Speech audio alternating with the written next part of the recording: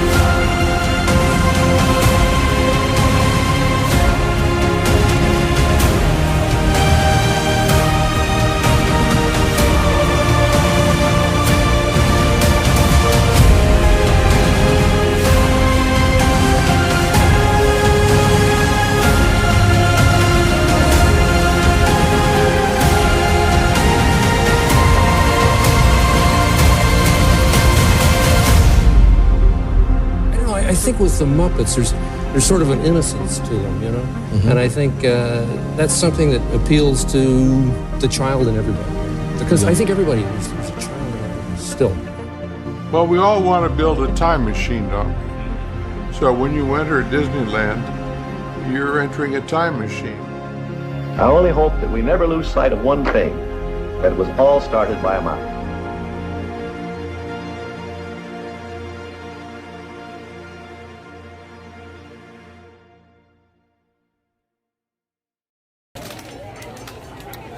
Well, hello everybody. Welcome to Disneyland. This is a little bit different. We're usually at home, safe and ensconced at home, having fun. But we're having a good day here today. Can I get a sound check, please, for the good folks in chat? Can you let me know if you can hear me? I don't have a fancy portable microphone or anything like that, but let me know if you can see me. And I will say hi to some folks in chat while I wait. Mr. Madicam Matt is in the house. Miss Kate is in the house. Hello, Kate. Jeannie. Teresa. Sounds good. I'm glad you all can hear me. Let me try and turn this around so you can see us. Whoops. That's not the right way. Let's try this. How about that? That's better. Hey, everybody. John Spaceship Ear is here. And I have a guest. I have teased this on social media, and I'm so happy to have Dad here with me. Hello, Dad. How you doing? Hello, everyone. So yeah, so we're so excited to have you here. This will be obviously a little bit different than usual because we're going to walk through the park a little bit and talk about some design aspects and so forth. So keep in mind, this is the first time I've ever done this before, so please forgive me for any hiccups or anything. We're learning, and we'll love to hear your feedback. So the first thing we got to talk about, of course, is entering the park, right? Let me get you on chat.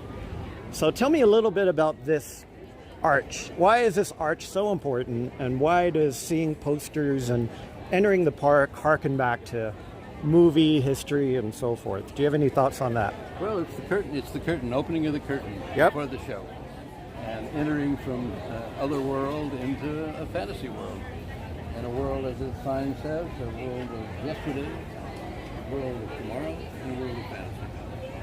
And the bridge and the gateway is like a proscenium arch. And so one of the interesting things is usually in a theater you have to stay in your seats. Yep. And you can't walk through the arch. But in this particular case, you're invited to physically move from the real world into this fantasy world. Yep. Through this archway. Right. And so most people just walk right through it without even a thought. Now let's talk about the posters on either side too. There are some posters you see on either side. And that harkens back to, you know, entering a movie theater. You know, when you're entering a theater, you see coming attractions. You get hyped up. You get excited for what's coming. So this is the exact same thing. Over here we can see Indiana Jones and pirates and so forth. So entering the park, this is the first thing you see, and in many ways it's the most important thing you see. Anything else you wanted to add? I knew this man well who painted these posters. Yeah. So next time you're in this arch, make sure you give a little nod to the posters left and right, because that sets the whole stage for the whole thing. Let me say hi to some folks in chat. Hey, Mike, Matt, Miss Kate, thanks for being here. I'm so happy you're here. Yeah, I'll get Dad to speak up a little bit. Like I mentioned, I don't have a fancy microphone, so we're going to have to deal with the crowds a little bit. Oh. And I'm not used to that sound while I'm at home talking about the park. Goodness. Hello, Kelly. Hope you're doing fantastic. It's great to see you. Over there is where they had the new Walt animatronic and Mr. Lincoln and so forth. Now we got to talk about Main Street, because Main Street is where it all starts. And one of the most famous things that John Hench and others talked about is this notion of forced perspective. So Dad, tell me a little bit about forced perspective and how it works. Well, as you know, as things recede and go in a distance away from you, they get smaller. Yep. And so to create that illusion that these buildings are in fact much taller than they really are, things get smaller as you go, your eye moves vertically. And so it's full scale on the ground floor, about 3/4 scale, and smaller as you go up. And it gives the impression that the street is vertically much larger than it really is. And I think it's, what is it, 90% on the second floor, 80%, something like that going up. So that gives a perspective of the buildings being taller than they actually are. And I don't know if most people know this, but most flags on Main Street, there's only one flag that's authentic. And that's the one right here in the middle of Town Square. All the other flags have either one extra star or one extra stripe, just something a little bit off about it. And the reason they do that is so that they don't have to physically retire them in the morning. You want to go to the fire department too?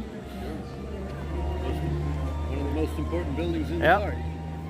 Nico, how are you doing? Great to see you. This is where the man used to hang out. Yep. The main man. And most people, when they get to the fire station, they don't realize how much history is here. But if you don't come here and you don't tear up at least a little bit, something's wrong.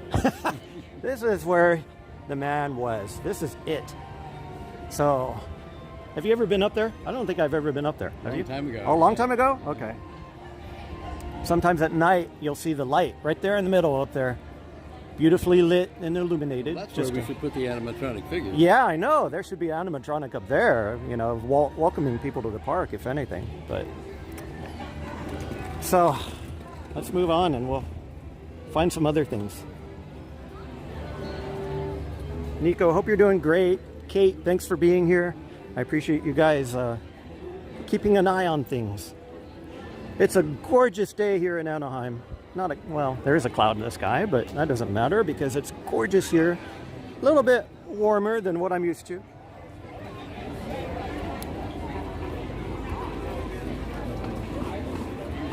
They have a tribute to the Sherman Brothers in the movie theater there. And there's the weenie. Yeah. Hey, Kay Wilby. Hope you're doing great. I hope you can hear me okay and hope everything's going great. Hey, there he is. You found us. How you doing, buddy? Good. Let me say hi to your audience. Remember Danny? Should we do the dual thing? Hey, guys. So this is Theme Park Casual, Danny. Yeah, where did this t-shirt come from? I wonder who made this, you know? So I'm so happy that we were able to meet up. This is my first ever live stream, so I hope that Danny can teach me a few things here or there. So we were just walking into the park and Dad was telling us about the archway and how important that is. And then we just entered the castle and we talked about the importance of weenies. So have you been in the park and gone on anything yet? We just rope drop Peter Pan. Excellent. Sounds good. Cool. We're ready to go wherever you guys are going. What do you want to do? Either way. Okay, sounds good. I just want to make sure you guys guys understand who we're with. This is Spaceship Ears. He is a content creator here on YouTube. That's right. And this is his dad, John DeCure Jr. That's right. Good old dad. This man is responsible for Spaceship Earth and a bunch of other stuff at Epcot. All kinds of crazy cool stuff. And we're going to get to walk with him. Most importantly, I grew up with the boys that did all this. Yeah, I was going to say. So he knows a lot of the people that built Disneyland. Everything you're seeing here, all the hands that were involved with this guy was hanging out with them. Right, grew up under the pool table. Oh man, that's so cool. We're going to try and tell a few interesting stories we're here and gonna there. hang out. I hope it's okay that we tag along. Absolutely. Are you kidding? I hope it's okay to tag along with you. My goodness. The gorgeous We're horse. gonna get some really cool info, stories, and insight from a former Imagineer. A wonderful, wonderful man. I've gotten to hang out with him a couple of years now. You're so kind, Danny. And we're so grateful for what you do. So cool. You gosh, it's impossible to say how much happiness and joy you bring to people. So grateful for what you do. The phone on a stick. Yeah, well, that's what I am too today. So I'm just muttering along, trying to do my thing. Let's head on in. Yeah, you want to do? Should we get pirates out of the way so that we can suffer through it together? Okay, sounds good. And enjoy the street. Yes. The gateway to the experience. And moving out of the real world into the fantasy world. So we were talking about weenies a little bit. All right, tell us what a weenie is and why it's important. Well, I think beyond the hot dog connotation, you know. It all started with Walt's dog, and he would come home, and the dog just loved hot dogs. Yep. And Walt would wave the hot dog. He called it a weenie. Yep. And that dog would come running, and so he thought, well, in our parks, there are things we should put that the people will come running to. Yep. And the castle, of course, being one of them. So that's where that all started. The weenie business, the hot dog business. Yep. I think one of my favorite things is the genius of Main Street, not only as that funneling corridor and that kind of home base, so that you can understand where you came in and where you go back out. Right. But the fact that the way they constructed it to put you at ease. Yes. To start pulling away all of that tension, all of that anxiety that you might have, it just quickly starts dissipating. So you travel down the street, and by the time you reach the hub, the castle, you are ready for whatever adventures. Your subconscious is open to being a kid again. That's right. And its origins, of course, were Walt's hometown. Yep. So it's kind of coming home. Yep, exactly. John Hench, who is this guy's boss, just a small guy, he uses the term the architecture of reassurance. Yes. I love that term. Yeah, that is because, such a great term. Yeah, because it really nails what they're trying to do here, just with every small little detail.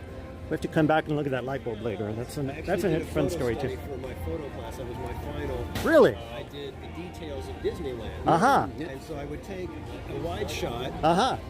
of an area. Okay. And then I'd zoom in a little bit and give you like a little bit of a close-up, and then I would like dial in on one of like really the detail. Oh, is that right? Yeah. Oh, that's fun.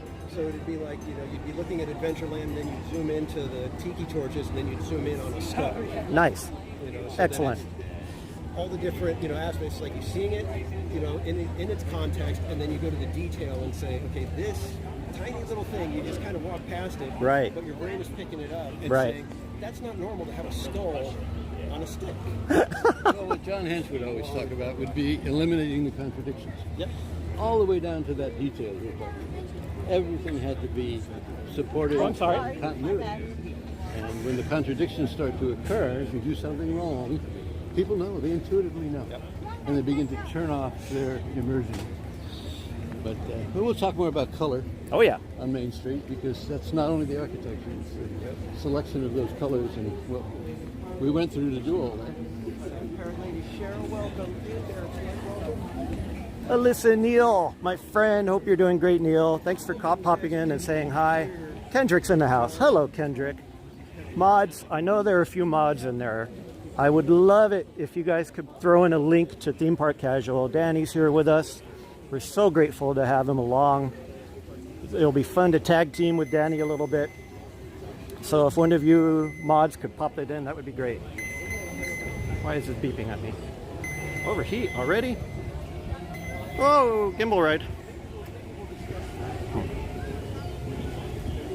Sorry, folks, the gimbal just overheated. I don't know what happened. I'm gonna have to futz with it. My gimbal just overheated. Do you have it balanced? I hope so. Yeah, I did. Okay. Let me try it again. See, I'm a novice at all this. Yeah, the first time I was using this gimbal, I forgot to balance it, and it was just constantly overheating. Oh, is that why? The motor was I gotcha. trying to keep it in balance. Yep. All right, I'm going to do my best to do it manually. Forgive the bumpings.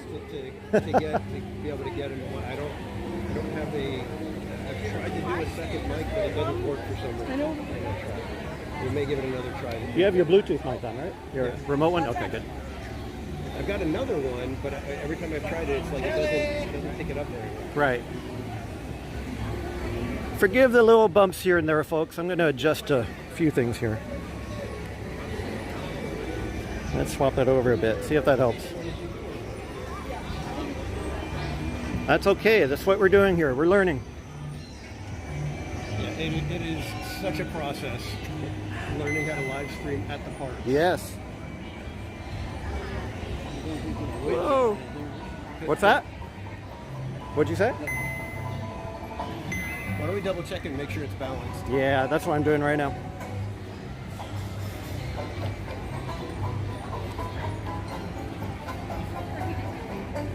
Pause at one of the workstations. I think we got. Let's see. I think I got it. Okay. Let's see if this helps. Nope.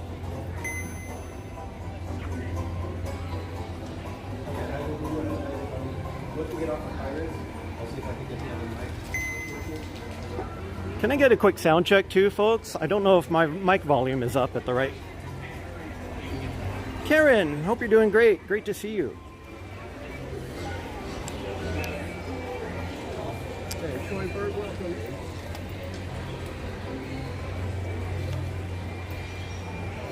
Nico, thank you for the sound check.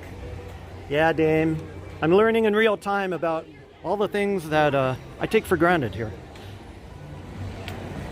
Whoa, gimbal, look away.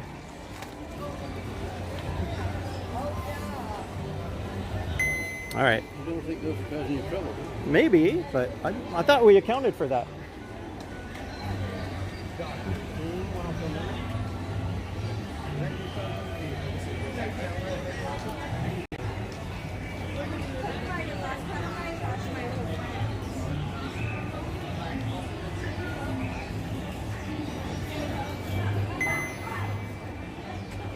Yeah, let's try that.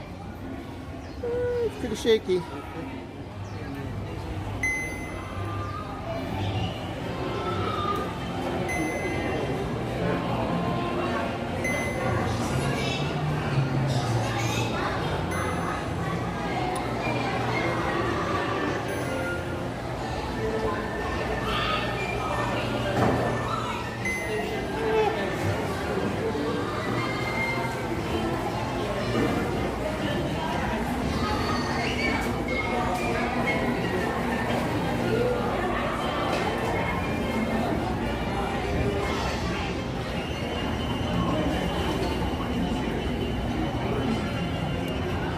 Dame, thank you for the tip. I think we're going to take a pit stop after this, and Danny can teach me a few things, huh? Thank you. All right. He's with us. Well, I like this line. How about that line, folks?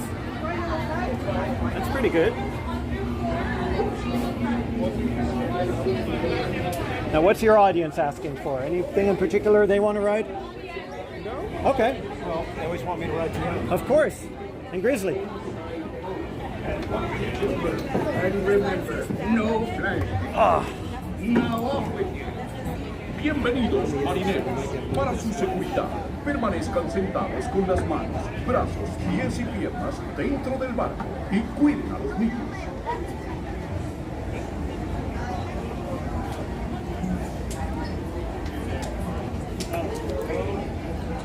Uh-oh.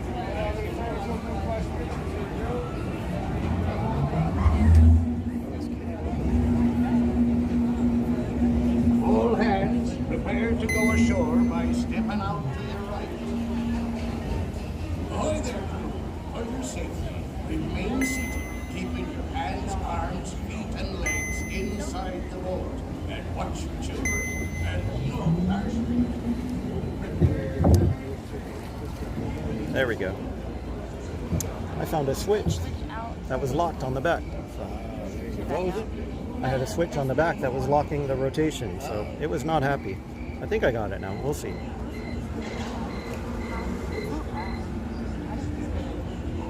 Seems to have settled down. Mm-hmm. We'll see how it goes.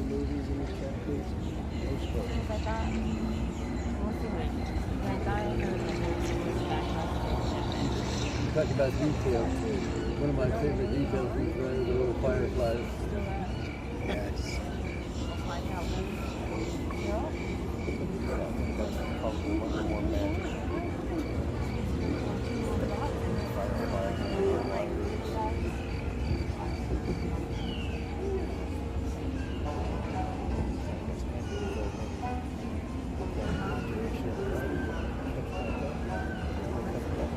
That's the guy that should come to life. Yes, exactly.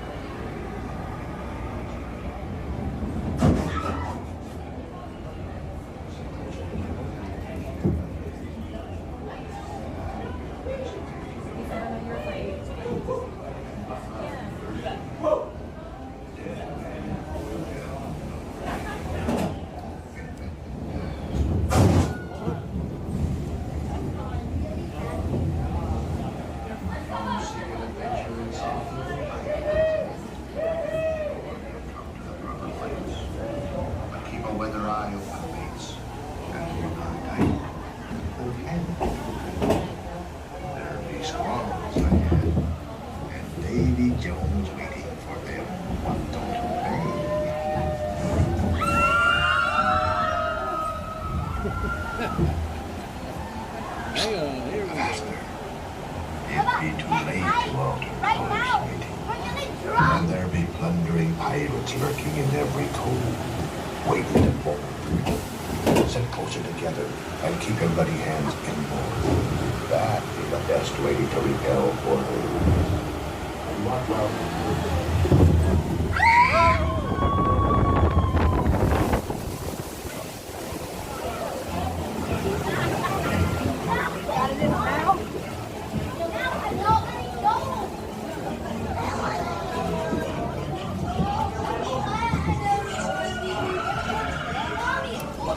We should have told people to get 3D glasses because they have left and right here, you know?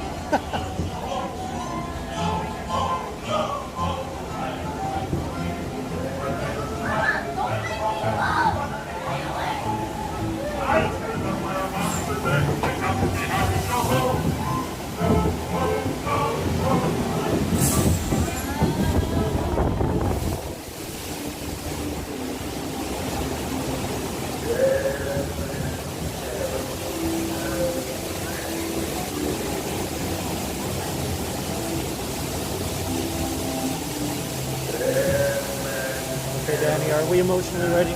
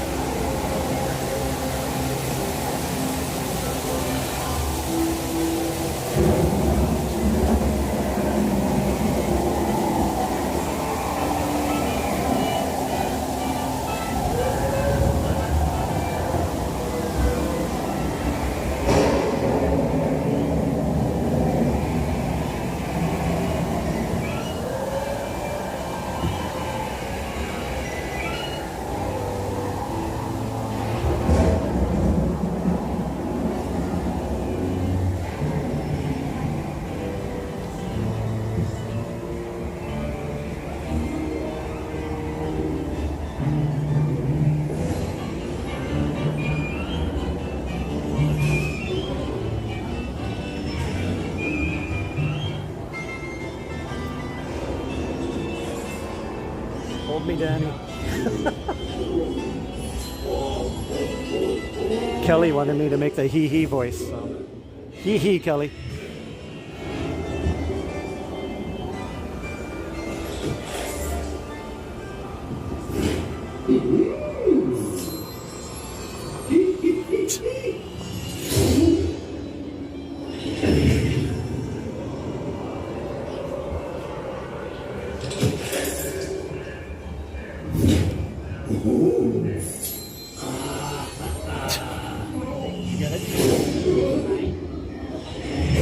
Interesting.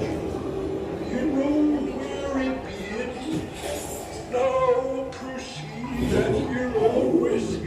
Please be the last you may not survive to pass this way again. Dead men tell no tale.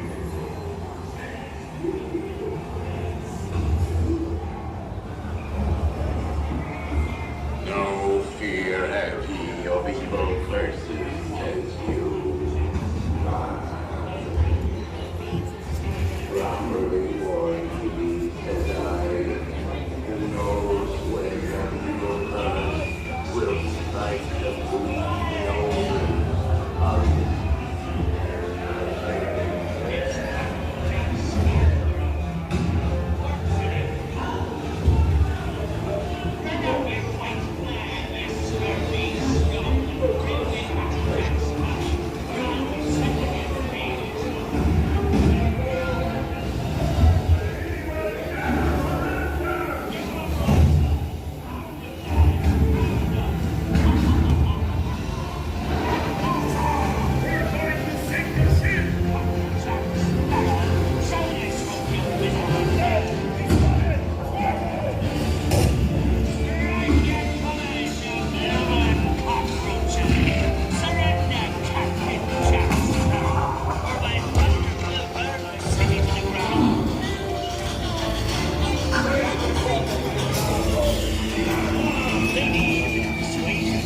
The perspective.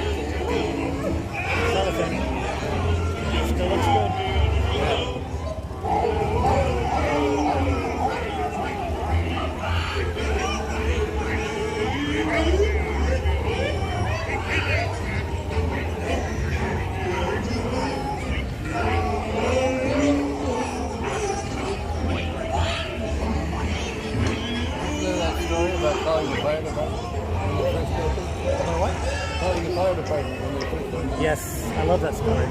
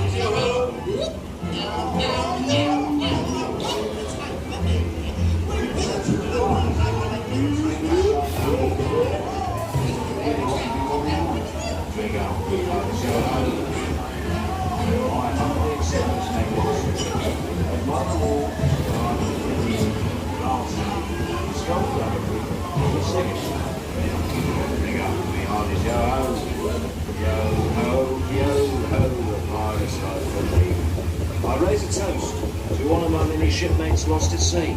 Salute.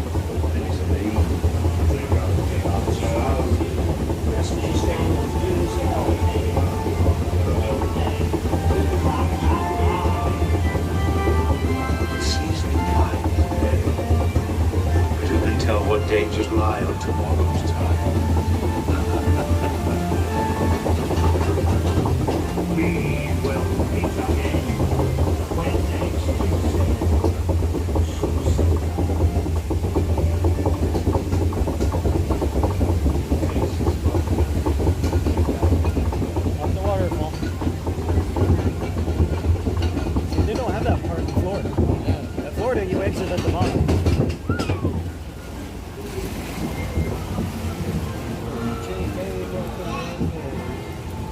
Hello, my friend Doug. Hope you're doing great.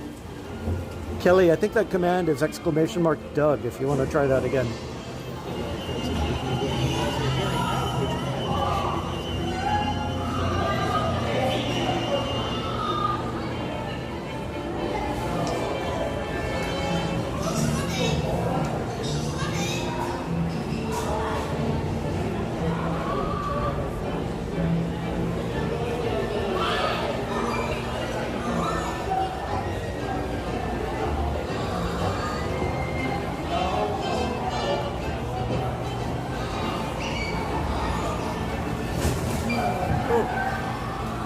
I'll wake you up.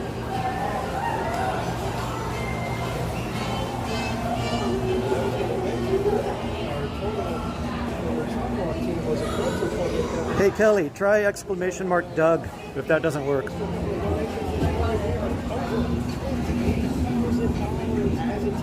Woo.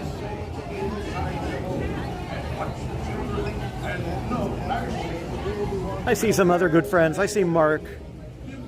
I see David T. Jeannie's in the house. Dame's in the house. Hope you're doing great.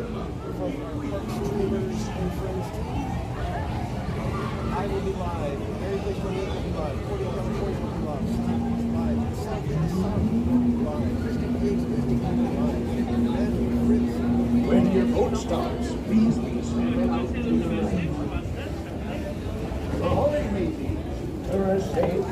be sure to stay seated with your hands, arms, feet, and legs inside the boat. And watch the ship go. And remember, doing all right? We survived it. old Imagineers in there. Yeah, a lot of good stuff to talk about.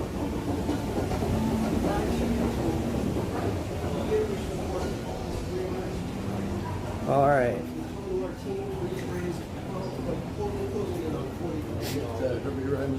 Yes, we got to stop over here for a second. If we can even walk in there. Can we head this way for a second? Yeah. We got to talk. Yeah. So, that pirate, what do you think?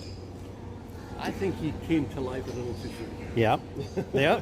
I really prefer the old static figure. Yeah. It's interesting to me because he looks much more realistic in real life than I expected. When I see him on video, it looks painted on. It looks very fake and yeah, it looks a little painterly. Bit, looks a little bit better. Right. It looks better in person. Having said that, I still have issues with the narrative. I agree with you 100%. The sound is a little too much. Yeah. A little too goofy. The whole hee ha ha is just doesn't fit. People, El Patron, welcome in. They were saying in the chat that they could probably tolerate it a little bit better if he wasn't making any sound. Right. Yes. Yeah. Right. But yeah, it breaks down so many different parts. And I mean, it's like they had the technology to put an animatronic there when they built Pirates, and they chose not to. Yep. I will defer to the greats. Well, speaking of, we were talking about his old bosses and Herbie and all the folks and Claude Coates putting their heads. This is such a nostalgic place for me because I have a notebook, Herbie Ryman notebook, that when he and Walt and a group of different Imagineers went to New Orleans to research this place. And all of these sketches that he did freehand in New Orleans have now come to life. Yeah. And so that book really should be on display here somewhere. Yeah. Where is Herbie's circular staircase? Is that even viewable anymore? Is it over here? The Court of Angels. Yes, you know where. That is Club 33. Oh, so you can only get there if you're in Club 30. Yeah. Okay. The general public cannot see that. Gotcha. Anymore. That's too bad. We have that was a lovely place. This little courtyard over here. Yeah. But we took our engagement photos on that staircase. Right. And then they closed it off, and we've only been able to get back to that staircase once since they've closed it off. Right. Kate, thanks for the heads up. I bumped up the microphone a bit, so hopefully that helps. Hello, sir. Yeah, this is. Yeah. Whoop, wrong way. So tell us about the courtyard. This is not the courtyard we talked about, but tell us a little bit about why Herbie felt these little areas are so important. Art directors and production designers scout the world, and they intuitively spot something that gives them a spark, an imaginative spark. Right. And it would be interesting to go back and research just where that courtyard really was in New Orleans that promoted his imagination.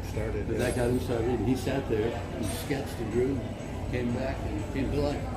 That's the exciting part. About, for those of us who've been making films all our lives, it's all still two-dimensional on a flat screen. Right.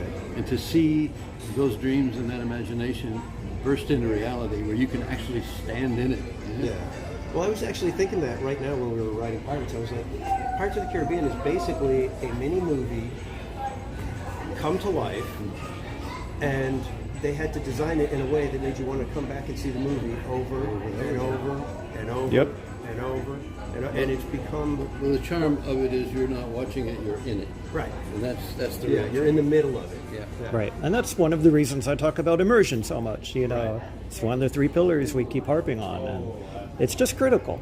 You know it when you don't have it. It's one of the things. Yeah, and it's a very fine line because they love to do the you're now in the story and way to go recruits and all these kind of things. And it's like not every ride requires that type of immersion. True. Sometimes you just want a coaster, right? Sometimes you just want to be watching the movie unfold. You don't want to necessarily be an active part. It's a different level of experience. Right. But if you're pushing the envelope, you want to be where you're not in control of your physical presence. You're in a different world. Right. Yeah. What is the audience asking for next? Do you have any requests? Other than the vetoes that you're going to have? Miss Debbie is in the house. Hello, Debbie. Dame is in the house. I saw Cakes in there. Hello, my friends. Hope you're doing great. Bring everybody up to speed. We are with Spaceship Ears here, and his dad, John DeCure Jr., who, like I said, just his boss was Herb Ryman, if you know who that. And John Hench. John Hench. Yeah. But he can call Herb Ryman Herbie. Yeah. That's how tight they were. Not many people get the luxury of being able to say that. Lunch mates. Yeah, exactly. Lunch mates with Herb Ryman. But so we're going to be touring Disneyland. So is there something you guys in my chat would like to see and Same here. possibly hear some stories? I mean, we could walk through New Orleans Square. Yeah, definitely. Let's do this. Here's the. Yes, here comes the hands. Yeah. Eventually pretty charming. Yeah, you look at this, and you know they added the windows, the pipes, the little balconies, all of that, just to fill in this little courtyard. This really doesn't serve any purpose other than when you walk through it, you feel more immersed, more like you're in a completely different place, and the place is actually real. Ghoulish delights, and I think his hand is up. If you guys have questions, feel free to throw them out. So, what's Cakes doing? I know what we don't want to see. You know what? We should go on It's a Small World. That's right. I think we should. We've got to. I mean, it's historical, right? Well, it's that process. For so many years, designers have been in real places and then translated them and put them on a two-dimensional screen. But to see them now untranslated again and come to life is really charming. Yeah. What's a good example of that? Haunted? Thinking about what our audiences would love to do next. I don't want to intrude, so whatever you guys have planned. And they enjoy what we do. Perfect. So wherever we head, we'll have a fun story. Well, while it's still early, what's good to get out of the way? Check Haunted Mansion. Yep. See if Mark Twain. Yeah, sounds good. Do Pirates in the Haunted Mansion. Yeah, you've got to do them together. So. Hello, how are you? Thank you. Good. My first live stream. Thank you. I know, thanks. Some good cast members back there cheering me on.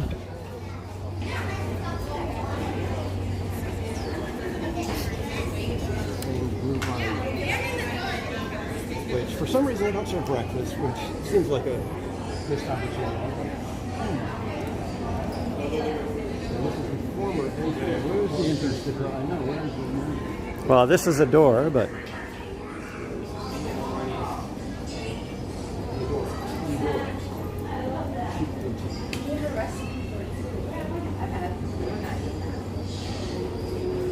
it's just lovely walking around back here. Oh, is this it? This is it. Ah, I don't know if we can peek in there. That's okay. Don't get in trouble.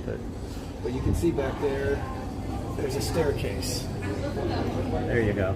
You can kind of sort of see it. The focus doesn't work. Yep. It's a beautiful, beautiful court back there. Herbie Ryman.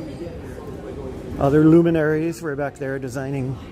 Normally in most theme parks, this would be a completely overlooked area, but the detail here is just phenomenal. The beauty of it is you can walk for 5 minutes here and you're totally engrossed in that particular environment. Right. You're not distracted. There's no hot dogs to look at in the distance. Yep. You are totally inside New Orleans. So we talk about immersion a lot on this channel. This is it.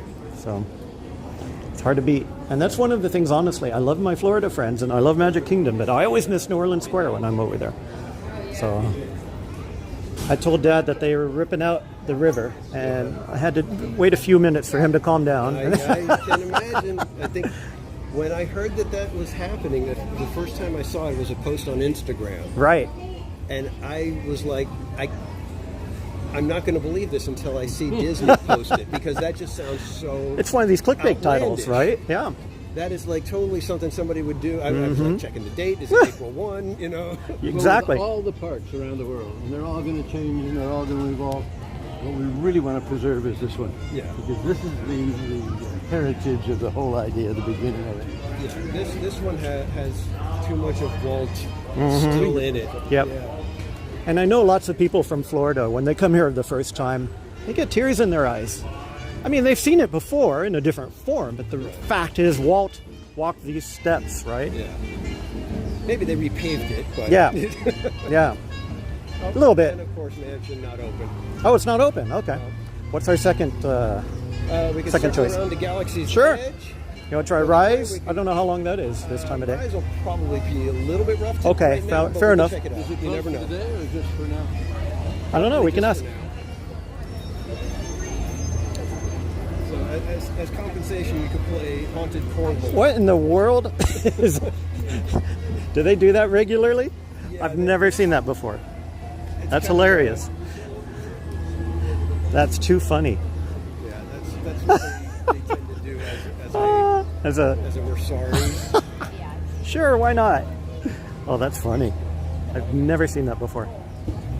Debbie, my friend, hope you're doing great. Surf Bomb John, hello, sir. Thank you for coming along with us. So much fun being here with Danny, Theme Park Casual. Some of our other friends are in the area. Hopefully we get a chance to see our friends soon. Mods, if we could throw a link in for TPC for our friend Danny, that would be awesome. Let's throw a link yeah. for Brandon Miraculous. Why not? Our friend Spaceship Ears is doing his first in-park I know. today, but he normally does Yep. live streams where he gives deep dives into the classic attractions you guys all know and love. And then there's the carriage house. That's almost bigger than the actual house. Yeah, I don't know if you've seen this, Dad. This is relatively new. Once again, just comes to mind that normal architects in their training are really not equipped to do what you're seeing. This all came out of the movie industry. Right. It came out of guys who practiced for years and years at doing period architecture. Because in film, sometimes we need to do that. We need to bring back the past. Right.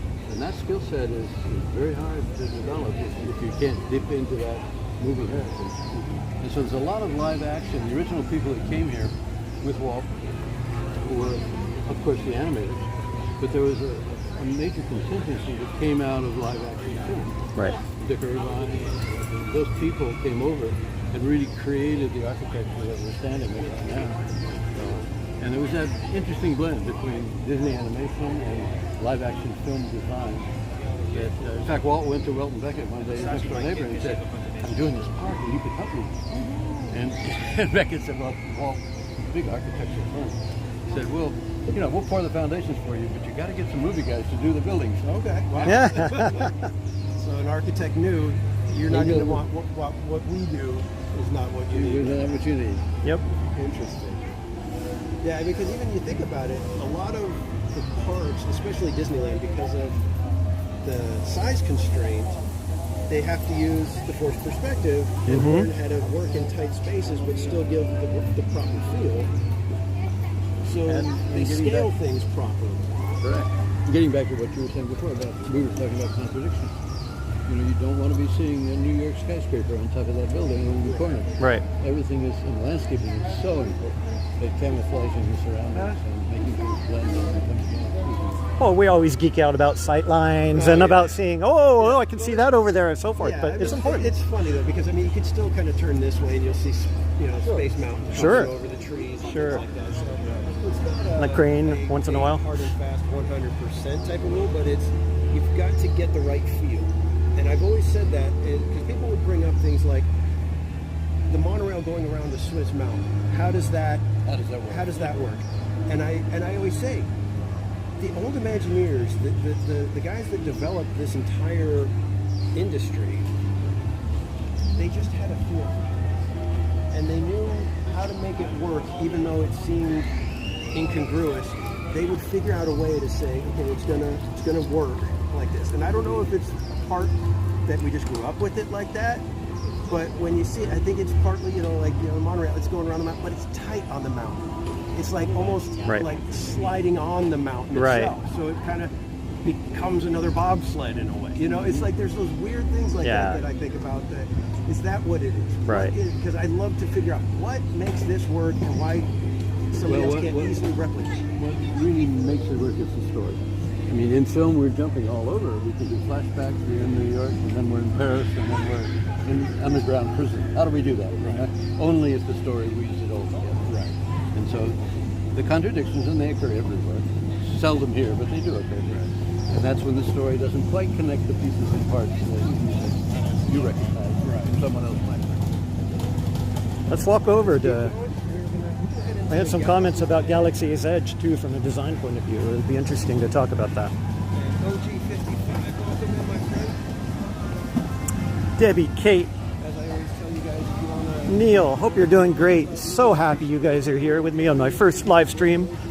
I hope you can forgive a few blips and glitches here and there as I'm learning, but I have a good boss ahead of me. We've got Spaceship Ears from the Grand and Miraculous channel, and John DePere Jr., just a fantastic man. And I am so very kind of you. That he's been able to hang out with us several times now. This is, I think, at least my third time in a one-on-one type of situation with him, and it is a treat every single time. So many memories to brings back. This is such a wonderful place. Cornerstone of the entire Disney empire, right here. Now, in a way, I mean, Dad has a little bit more hands-on experience in Florida because that's primarily what he worked on. He worked on Epcot, developing Spaceship Earth with Ray Bradbury. You did a fair amount. Itself would be like you did a fair amount too. Yeah, exactly. Any one of those. He designed the Polynesian, the Contemporary. What else did you have your hands on in the park? You worked on Hall of Presidents a bit. Well, we did the post show for Space Mountain. Post show for Space Mountain. Yep. That's what got me started, sort of, in things about the future. Okay. And I got tagged with that. For that led to Epcot and Spaceship Earth. Did a little sojourn on Mission to Mars. Now, in the old days, when Dad and I were here having lunch, this was it. This was the end of the path. Right. But now they built this entire new path. Obviously, it's not new anymore, but for folks who remember old school Disneyland, this was the end of the road back then. Yeah, way back when, this was the end of the road. Yep. Once again, you're really in this environment. Look at this; it's so charming. The water and the island over there. And this was one of those things where when they announced that they were chopping some of the river out for Galaxy's Edge, I was like, you got to be kidding me. But then they did such a great job back there. Right. That I was like, I'm okay with this. Yeah, change is okay as long as you don't change things fundamentally and you do it properly. Well, there's nothing wrong with it. I had an issue because another YouTuber said, I know people don't like change. It's like, that's not true. Uh-huh. Yep. People are okay with change when they sense that it's a change for the better. Right. Right. Or at least in continuity with the past. Yeah. Yeah, exactly. Something, I was thinking about Madame Leota in the Haunted Mansion. It used to just be the crystal ball, the head and the crystal ball on the table. Yep. Then the table started being able to move around. Right. Now the crystal ball is away from the table and moving around. Yep. Those are all changes. Those are all advancements in technology, but they don't change the essence of what that scene is supposed to be and what it's doing. No, right. Those advances in technology are so critical. I mean, my great-grandfather used to run a show through the South and stand on a stage in a costume. Right. There was very little technology there. But that is directly connected with what we're doing today. Through an advancement in technologies, applied properly, applied dramatically, and in the framework of good storytelling.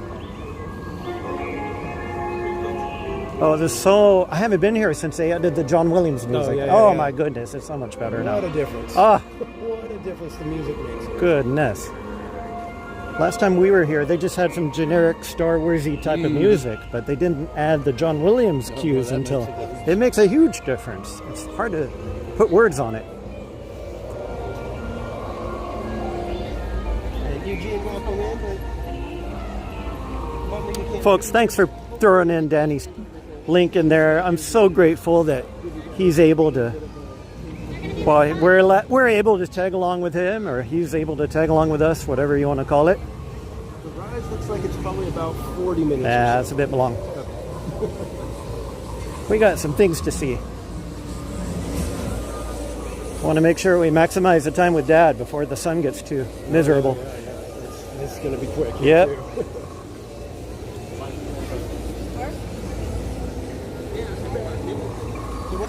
Some of the things that your dad would like to see, or at least kind of point out to you? Well, we want to, when we get back to the hub, want to talk about the hub a little bit. Why it's important. The whole hub and spoke idea is important. We should stand in the middle of Tomorrowland and talk about why that works or doesn't work. Well, Tomorrowland as a whole, that's a whole different chapter. We got to talk about that. But. That was kind of... Well, it's going to get back to what we just went through, which was a complete and total environment. Right. And then we'll have to ask that same question. Yeah, exactly. Right. There you go. Yeah, so in kitchen in here, and we said we were over in New Orleans Square and at the Haunted Mansion, and we were noticing how the environment is a total and complete package there. Everything is working together to create that theming, that immersion, that feeling of being somewhere else. So when we get to Tomorrowland, we're going to kind of look around and see if we get that same feeling. Spoiler alert. Yeah, just a bit. And I got to congratulate you, Danny, on your attempts at the chalk walk. That was amazing what you guys have been able to pull off. All of the money that you've raised, it's just mind-boggling. So I'm so happy for you guys. It's crazy to see how generous this community has been year after year. Not just, you know, hey, we had one great year and then it kind of was like, you know, the people are still digging deep and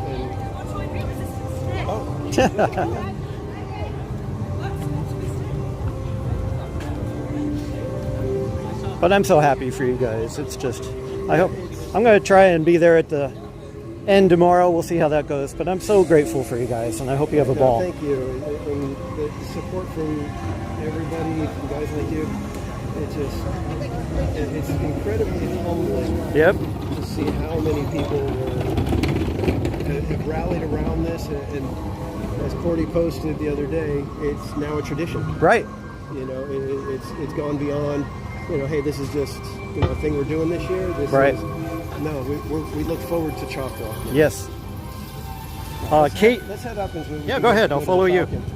Our friend Kate happens to ask if you happen to know the total that you've raised so far. So far this year, we are just over 28,000. 28,000! Oh my goodness gracious! Did you hear that? They raised $28,000 for the charity. So, the Children's Hospital of Orange County, aka Chalk. Yeah, I was messaging a friend. That's phenomenal. Saying that, you know, in the 3 years that I've been live streaming, 3 to 4 years now. Yep.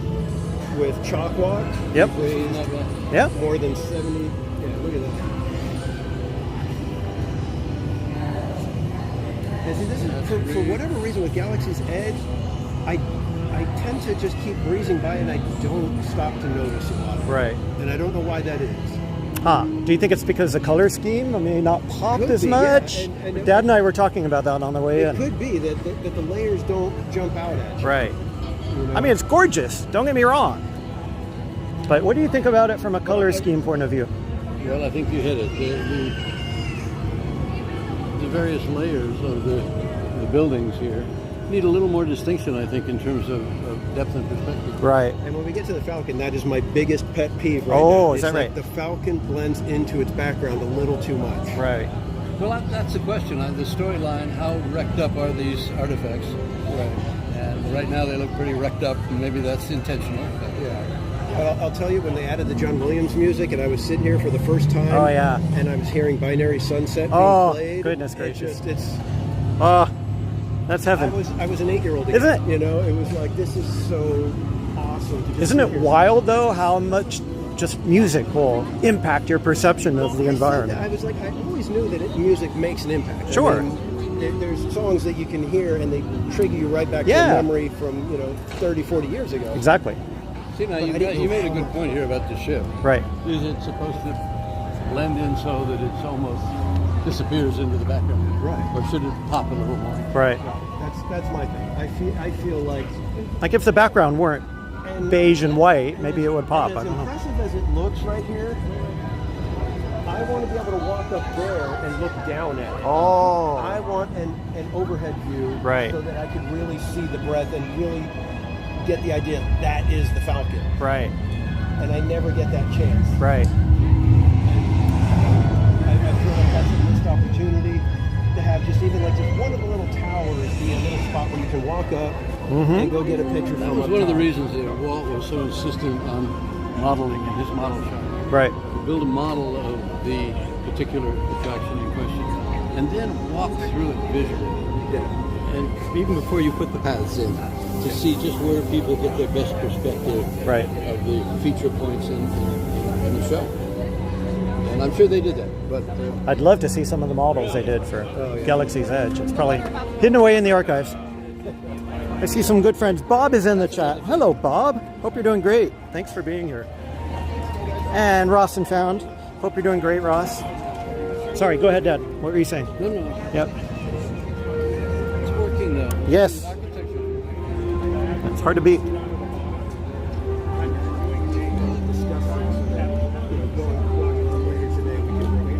Yep. Well, there's another story factor. Now, Speak up a bit. You'd have to tell me, is this thing wrecked and grounded or is it about to take off? Right. If it's about to take off, it really needs to be coming to life. If it's wrecked and grounded, then that's probably appropriate. What do you mean by coming to life? Like, do you mean? I mean, in the story. Just some steam or something coming in out? the story. Is Right. this thing alive and working? Right. Or is it a junkyard spaceship? Sure. I mean, it's a heck of a weenie, but does it need more? Or I guess what you're getting at. Does it need a little bit more motion, a little bit more lights here and there? I don't know. Yeah, I know they wanted the ride to be where you go on the Falcon. Right. I think this would have been better served if it was just a walk-through exhibit type of thing, and you Right. walk through, check out the cockpit, check out the little different bays and things Right. that it has, and then be done. I feel like people would have rather walked up that ramp than pilot it in Right. an attraction. Right. And maybe I'm wrong. I could be Well, completely wrong.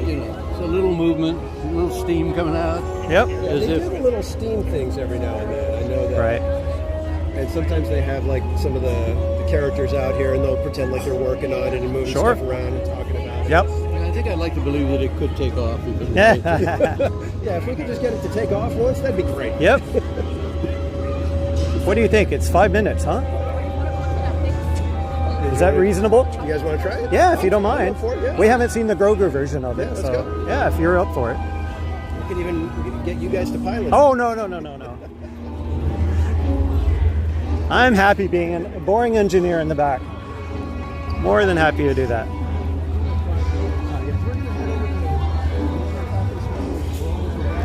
The lines aren't as bad as I expected this early.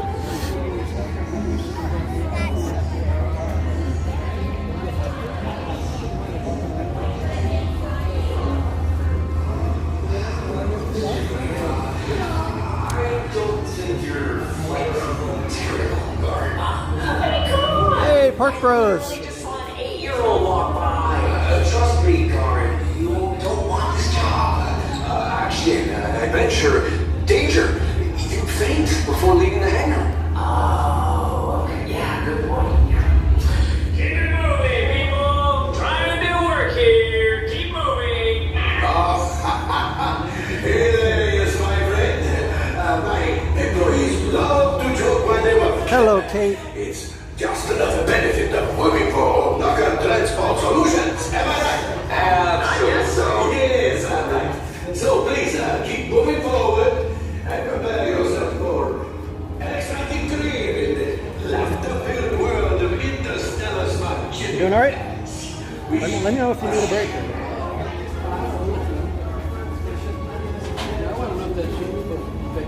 Right, it's too static.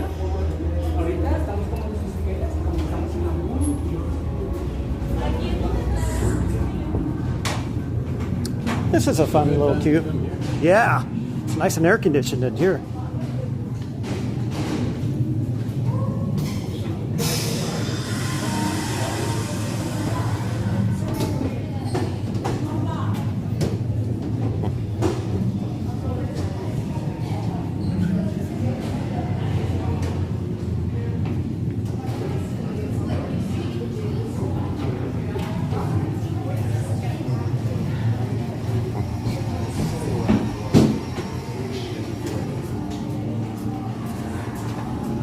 I gotta follow Danny and learn all the tricks. I'm just a novice here. Well, that's the fun part. It's like there's not really tricks because you got to develop your own style. That's true. You know, you're That's gonna true. have your own way of doing things when you're at the parks. Everybody has little things that they find interesting. Right. You know, their way to look at stuff. Sequence check. Not Activate everybody's turbo cranky pump. as I am. Ah, No, Not that's the cranky. thrust vectors. Activate turbo pump. curmudgeon. Let's say yes. No, that's not. That's the thrust vectors. Nothing again. wrong with being a good curmudgeon. Okay. I've Just that age. the turbo pump. Oh, come on. Are you guys messing with me? seriously, Hondo wants this thing fixed and back on a ship today. This is not a joke. And see, the tone in this queue is just completely different than the rest of the land. Right. Yes, that's true. It's like it's very almost slapstick. comedic. Yeah.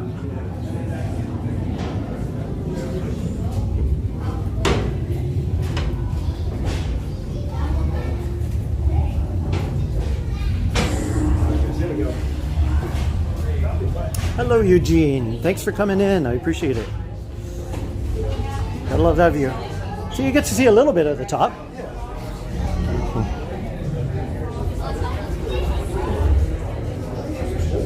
They need a robotic repairman. Yeah, something out there. It'd be fun to have a little mechanic robot Right? moving around on the Falcon. That would be Well, Dad and I were talking about how we just need a little bit more kinetic something going on out there, you know? Is it? Steam and dripping water. Yeah, well, like Danny said, they do have steam from time to time, but it's more like a, I don't know, forgotten effect or something. went wrong and I mean, that's what Star Tours does with the Star Speeder. They have it, and it goes beep, beep, beep, alert, alert, blah, blah, blah, and there's signs of life, right? welcome in, come in. I saw Lawrence in the chat. Hello, my friend. It's great to see you back in Baltimore. Hope all is well. Our friend Spaceship here says impeccable taste in clothes. That's right. Go buy one. Well, this one isn't available anymore, but hi.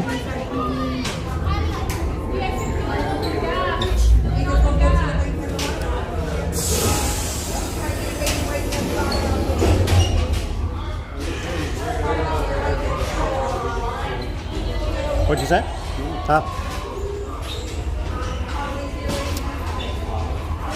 So they recently changed this ride a little bit to incorporate the new Mandalorian movie.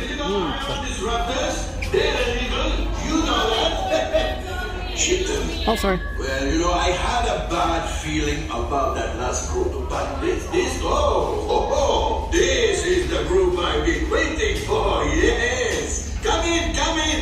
I have an opportunity for you all that is very dangerous. I was going to say profitable. You think I'm so heartless I would send my friends into danger? You insult my honor. And believe me, I have very little honor to insult. We'll talk later. Yep. I have to do everything around him. Yes. Hello, my friends. I am Pongo Onaka, and this is Onaka Transport Solutions. Today, I am offering the opportunity of a lifetime. I need flight crews to transport this valuable merchandise across the galaxy.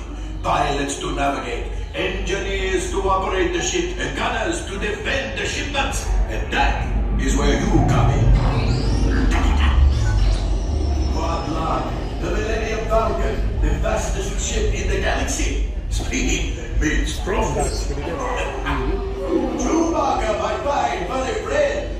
Yes, as we discussed, you can leave the ship here. The spaceport has plenty of room, especially for the Falcon.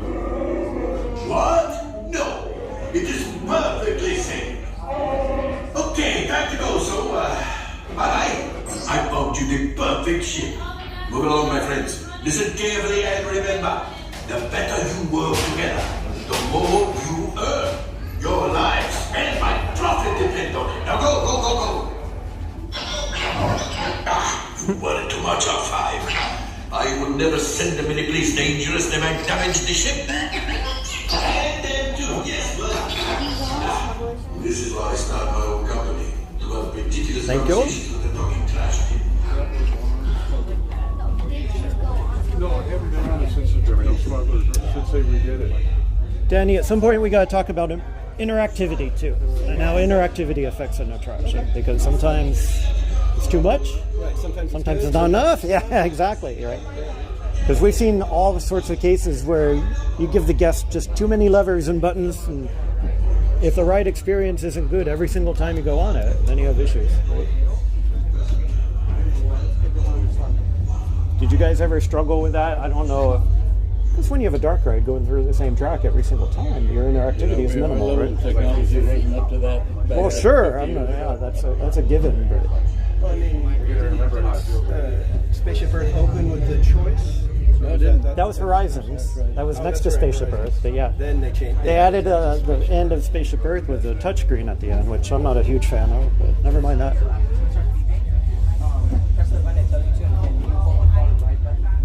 Surf Bum, Dame, John. Great to see you. Ross. They really make it feel like as if you're in. That's true, huh? Jetway. That's true. I'm in there. I'm with it. There's like some metal that's got some give to it, and little funny bumps and noises that it makes. Yep. So it works in that sense. And then when you actually get in the room, you feel that same. Yeah. When they're walking around in the movie. So they get those details very good. Yeah. I'm not going to throw them completely under the bus. In fact, I was hoping yesterday when I was going to do my Gimme 5, my question was going to be, has Disney lost their way? Right. And I was going to say yes and no. Right. That's a good answer. There's things that make you go, really? Right. And things that make you go, wow, they did that really good. Yeah. And then if you look back on the history of Disneyland and what Walt did, Walt had enough flops for you to be sitting there totally. going, wow. That's why it really would be important to have one part, this part, be as accurate to its originality as possible. And then on all the other parts, you can experiment and play. You have this as the cornerstone. Yeah, this is the one you don't want to do go too far with. Right. That's why so many of us were upset just adding a single pirate to Pirates. It's like, no, don't mess it up. There's so much on the line. Well, on that one, as you've heard, yep, it is possible what I consider the greatest attraction ever built. Sure. Yes. And when you're messing with it, I'm with you. better be very, very yes. Don't fix it. It's not broken. Yeah, exactly. Don't repaint the Mona Lisa, And to me, it's like one of those. I think I said it was like Pirates, Mansion, Tower of Terror. Right. It's a small world. Those are CEO level decisions if you're making a change. It's just a technology that you want to apply. I think you should come to Pirates, see what was, and then go apply it. Right. Yeah. Let's mess up Superstar Limo first. We'll play there, right? And then we can go. The way they've done the dark rides, most of the changes that they've made on the dark rides here at Disneyland are not egregious. Right. They're very much hey, they kind of busted up a little. Snow White, they did a wonderful job at the end of Snow White. Right? Alice in Wonderland, adding some of the visuals that are now, projection. Yep. Normally people are like, oh, no projections. Right. Hi, 3 points. Come on in, 3. Thank you. You all been here before? Not since I did the ride. First time on this one. Just been on it. So you guys will be my pilots? This is the place you don't want to let that completely maneuver your direction. And you guys can do 2 gunners and 1 engineer. Sounds good. It's up to you. Doesn't matter to me. You guys going to be flight crew gold today. Come on in. Something like gold. That works. I like gold. Thank you. All right, good luck.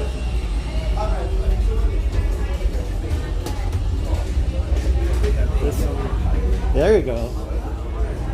See, that transition is pretty nice. Now you're in the ship, right? Yeah, I didn't get that. It didn't occur. It didn't communicate. Okay.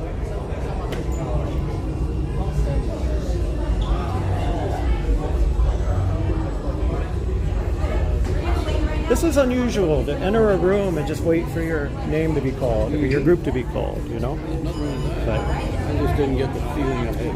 Moved from the airport to the ship. Sure. Yep.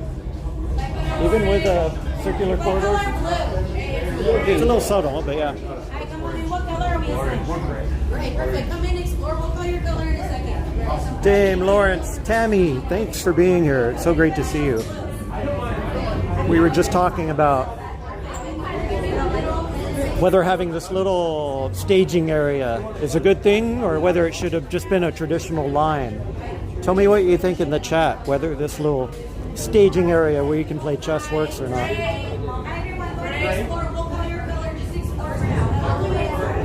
They're telling you to explore.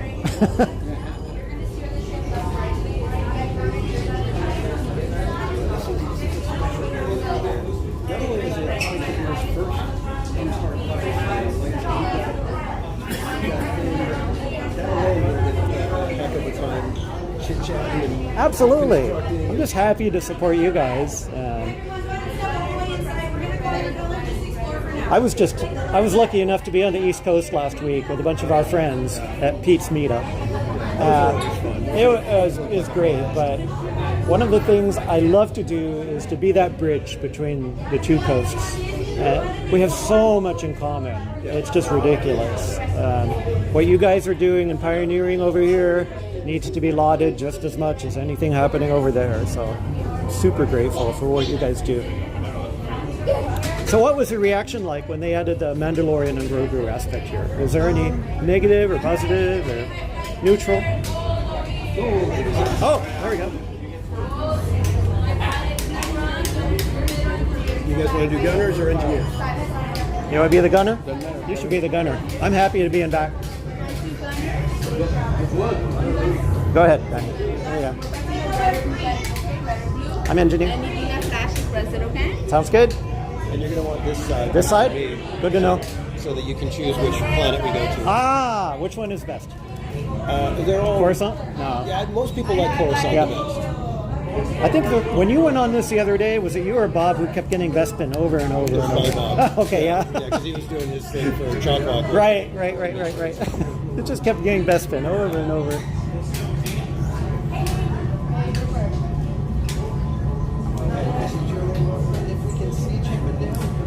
Kate, that's an interesting point. Thanks for bringing that. It's when they added, yeah, go ahead. When they made the change, I thought it was good. Yeah. I don't think it necessarily saves the ride for Right. me. It's just nice. Yeah, a refresh. Makes sense from a PR point of view. Yeah. Yep. Added a little bit to the engineers. Yeah. Come closer. A brand new flight crew. Some Mandalorian will brief you on your mission. Listen up, crew. Our bounties are 2 Imperial officers and a pirate.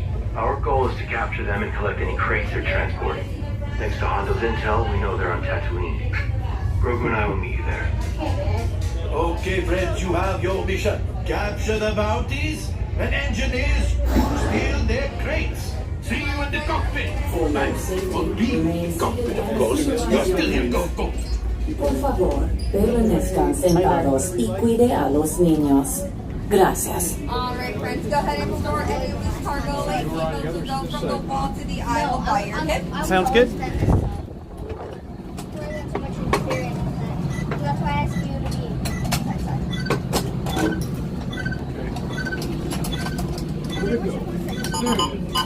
Hurry now. Time is money. Pilot, stuck on that yellow tab for me. Perfect. Awesome. Gunners. Awesome. Yep. All right, good luck out there, flight crew. Thank you. Okay, my friends, chase down those bounties. Engineers, grab crates from their ships. I can sell the crates, and we can split the profits. Go now, and rendezvous with the Mandalorian on Tatooine. Right, pilot. Make the jump to hyperspace, and good luck.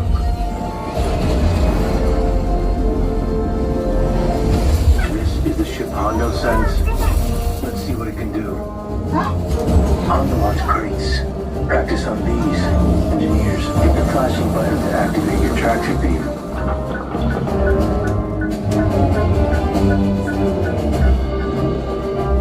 No luck. Try again when we find our bounties. Gunners, take out those scouts. Focus up, gunners. Enough practice. You're ready. There's our bounties. Stay hidden while I think of a plan. Grogu, don't touch those buttons. I said don't touch. Plan. Catch one bounty. They're splitting up. Chase them down. Hit the boosters.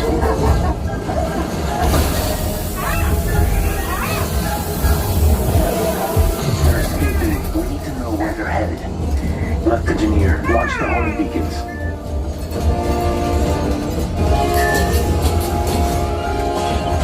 Good work. We can only follow one. Bespin, Coruscant, or Endor. Left engineer, pick our destination. Fast. Coruscant, let's head out. Grogu, buckle up. Make the jump to light speed.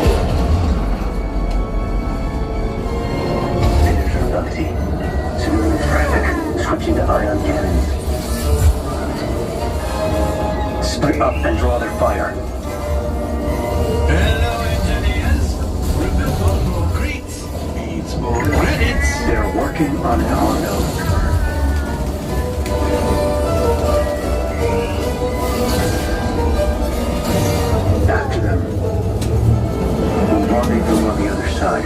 Engineers, grab the crates with your tractor beam.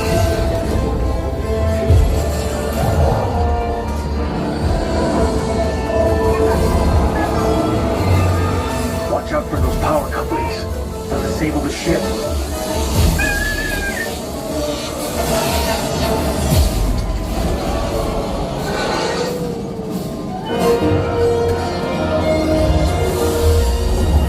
Nice catch, kid. Oh no, enemy ships incoming. Reboot the ship while I grab this Imperial officer. Backup is here. Republic X-Wings. I'll cover you. Hit the boosters. Right pilot, make the jump to light speed. So much.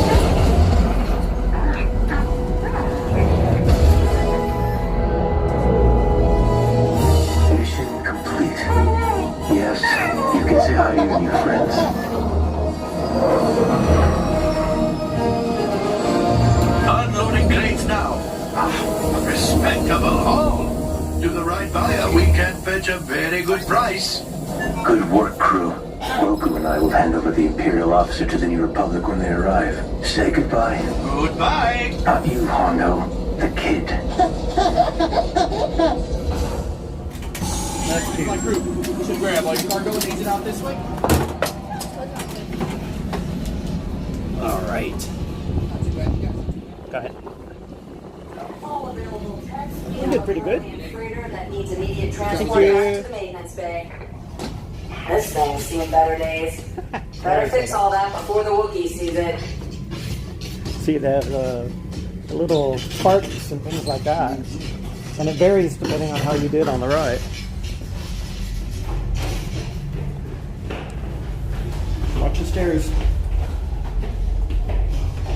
Did I see Pete in the chat? Pete McDevitt, how you doing, my friend? Thank you so much for everything you guys did last week. We had a ball. And now we're back with our friends over here on the West Coast. Wait up for them. And man who falls over the net he's like, hey, remember those buttons? Like, Oh, yeah. Yeah. Go ahead. When they're flying in like the land speeder, and it basically Excuse me? bombs explode, and one guy goes, "You don't know what he's doing." Well, we got Dad. There's Danny. Well, I think that was an improvement. Do you guys do cold brew? Oh gosh, yeah. Okay, so Fire Dragon sent a super chat for us to be able to get some cold That's so brews. nice of him. Thank you, Fire Dragon. I just don't know. Do you guys have a preference? Do you guys have the park hopper? We do have a park hopper. Because we could go get the banana phone. Perfect. or We could got to get do the ones- we could get Banafi, the ones right? here. Up to you. I'll follow your lead. Well, I don't want to take too much of your guys' day. No, we're here. We're here to just do whatever. That's fantastic. So whatever you guys want, yeah, cold brews are on me. that is or awesome. Fire Dragon. Thank you, Fire Dragon. Appreciate it. You guys are so kind. This is so much fun to be able to do this. You know. Like I said, the community that we've got. Yep. In at least the circles that I run in. Right. I can't speak to every. Right. Disney content creator circles, but in the circle that I run in. Yep. Just amazing people. Oh, definitely. The people are what makes it. So in case people joined while we were on the ride, hope you all are doing great. This is Grand and Miraculous Live at Disneyland. I'm John, aka Spaceship Ears. We've got my dad here. Say hi, Dad. Hello, everyone. Hope you're doing great. And of course, we've got the legendary Mr. TPC, Theme Park Casual himself. We're doing a... Our friend Spaceship Ears, host of the Grand and Miraculous channel, and his dad, John DeCure Jr., who is one of the men responsible for bringing you the incredible stuff at Epcot, in Disney World, movies, you name it. Absolutely fantastic. It's just great to be able to tag along with you guys, Danny. In fact, if you guys in the chat can help encourage our friend John, he was thinking about starting a YouTube channel, I think, a little while back. Yeah, with your shorts you started. You remember the small videos you started? Some stories and some insight into movie making and absolutely themed entertainment. I'm thinking that we would love to have one of the greats giving us info and tips and tricks. Well, before the memory's gone, it might be a good idea. Exactly. And that's actually one of the things that we love doing. And Bob has been great about giving us so many incredible guests on the Park Streamers Hangout. Absolutely. We want to document all of these things and hear the stories and preserve them so that when the little kids, 40, 50 years from now come into Disneyland and they're like, how did they do this? Right. They can look back and hear. Why did they do it? Why, exactly. We will be able to have those stories. An amazing mix of creative guys and women that came together to fill Wolf's dream. Yeah. And you have to go back to the early days of filmmaking and ask, well, after they figured out how to get the celluloid through the cameras, how did they put the team together to make a movie? Right. Where did those talents come from? Who decided that this guy could paint and that guy should hold the camera? Right. How did that all evolve? Well, that same sort of process evolved here. Yeah. Miss Monorail Molly's in the chat. Hello, Jen. Great to see you. If you may recall, Pete and Jen interviewed you, and they said you're looking great. Okay, so, thank you. thank you for the compliment, Jen. Hope you're doing great. Great to see you. Fantasyland. Yeah, definitely. We have to. Some of the queues are short. We'll maybe grab Have one to. of them. Absolutely. Head over to Tomorrowland, and then from Love it. Tomorrowland, we'll head over to DCA. And Love get it. some cool. I love it. That's perfect. Because we've got a lot to talk about from, especially in Fantasyland and Tomorrowland. It's so funny. I've never been here with a gimbal in my hand, and I'm not used to monitoring chat and doing this and doing that. You guys are pros. Oh my goodness.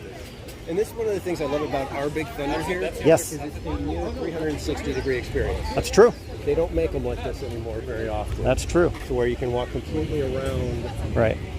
the attraction, the whole see it from a bunch of different angles, and really get a sense that this was something that has always been here. You could do that a bit on Monorail, but I'm at Matterhorn. Well, I remember when I was little, one of my favorite memories was we came to Disneyland when it was being constructed, and Dumbo used to be right over here where the restaurant is, and we would ride Dumbo, go up to the top, and you could peek over the fence to see what they were building. So I remember, personally, I really remember, Thunder Mountain being built. Yep. I think, as I recall, when it first started, it was a little road and a stagecoach, and a series of little western facades. Yeah, they had the little pack mules. Dad, we have a great question in chat from Lawrence. He's asking, what's the last project that you were involved with, either at Disney or elsewhere, that you care to talk about? I think it was 3D Muppet Movie. Right. Muppet Vision 3D. Muppet Vision, that's right. We all love it. We all mourned. Yeah. But it's pretty bad when you outlive your attractions. Well, I lived for a good long time, As far as movies go, that one had a good run. So there's nothing to worry about there. Yeah, they actually used to have Muppet Vision here. I've been passing it forward to all my students. Yep. We want to continue the tradition. And if you want to give a plug to your courses?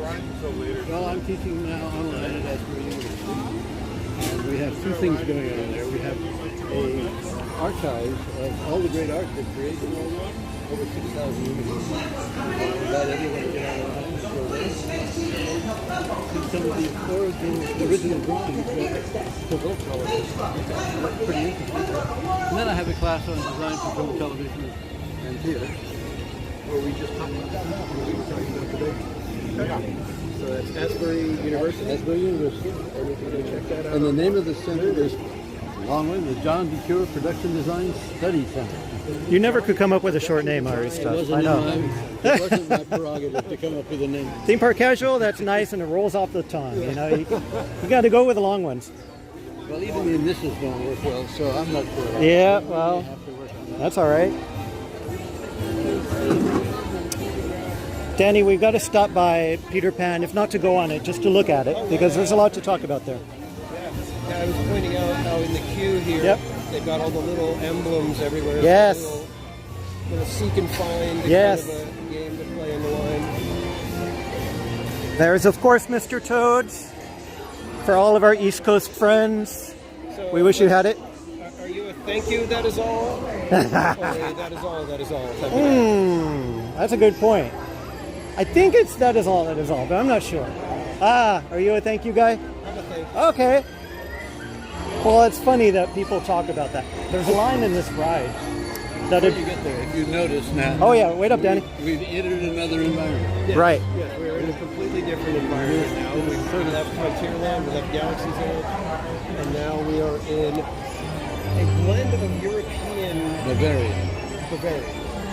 Bavarian architecture.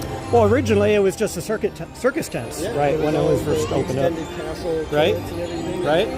But I think the waltz trips to Europe, and where he was inspired by the Malacan and that early German architecture, the Bavarian architecture, is what triggered this one. Right. Well, the way they blend it, you know, you've got the chimneys and the manor over here of Mr. Toad. Yep. You've got the clock tower at Peter Pan.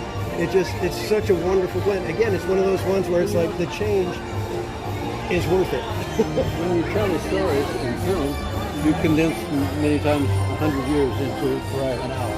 That's what's going on here. You're condensing thousands of years of Bavarian architecture and medieval fairy tale and legends into a momentary experience. So there's a good deal of condensation to fit it into the moment. And again, expertly done.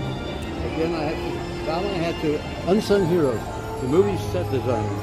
Yep. The guys who sit there and do orthographic projections on a flat piece of paper and know how to create those details to the level that they can be constructed even. It's a real talent, a real art. And one that is not as available today as it used to be. Right. Kate, you were asking about Dad's channel. He doesn't really have a fancy channel name yet. I think you could just look up John DeCure and you could find his stuff. But we'll work on a short, catchy name for you. I'm waiting for him to fix my PR. I know. I gotta. Let me work on my channel a little bit first. Then we get yours. Is there anything short and sweet we can hop on? What do you think? Looks like it is Snow White. Yeah, let's do that. I don't think Dad's seen it. Have you seen the end of Snow White? I don't think you've seen it. Let's do that. Let's go. Yeah. If that's okay with you.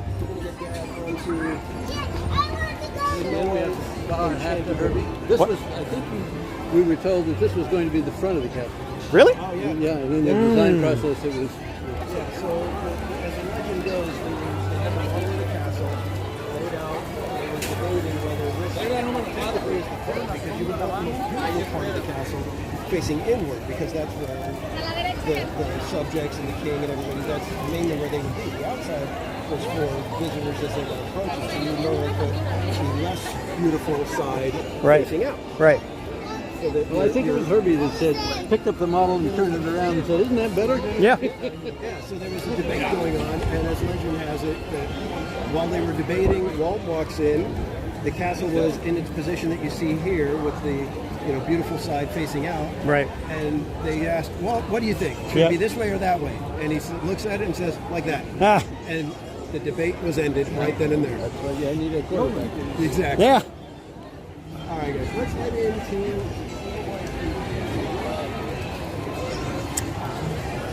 Kate, that's a good idea. Let me get Dad to hold the con in a little bit. This is close to New Orleans Square in terms of a Go ahead. charming. I mean, you feel like I'm in. Yeah.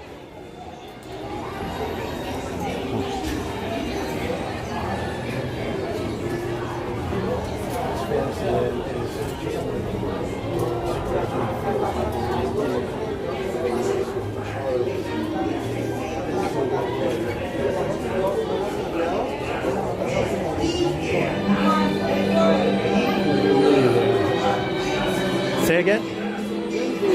That you're making a film. Yep. And can you put that on film? Yep. And it all is working right now. Right. We'll try that same thing tomorrow. Oh yeah, it writes itself probably. Gorgeous day here in Anaheim. Yep. Yeah, we were just talking about sightlines, weren't we? And sometimes the sightlines work like that. It's beautiful.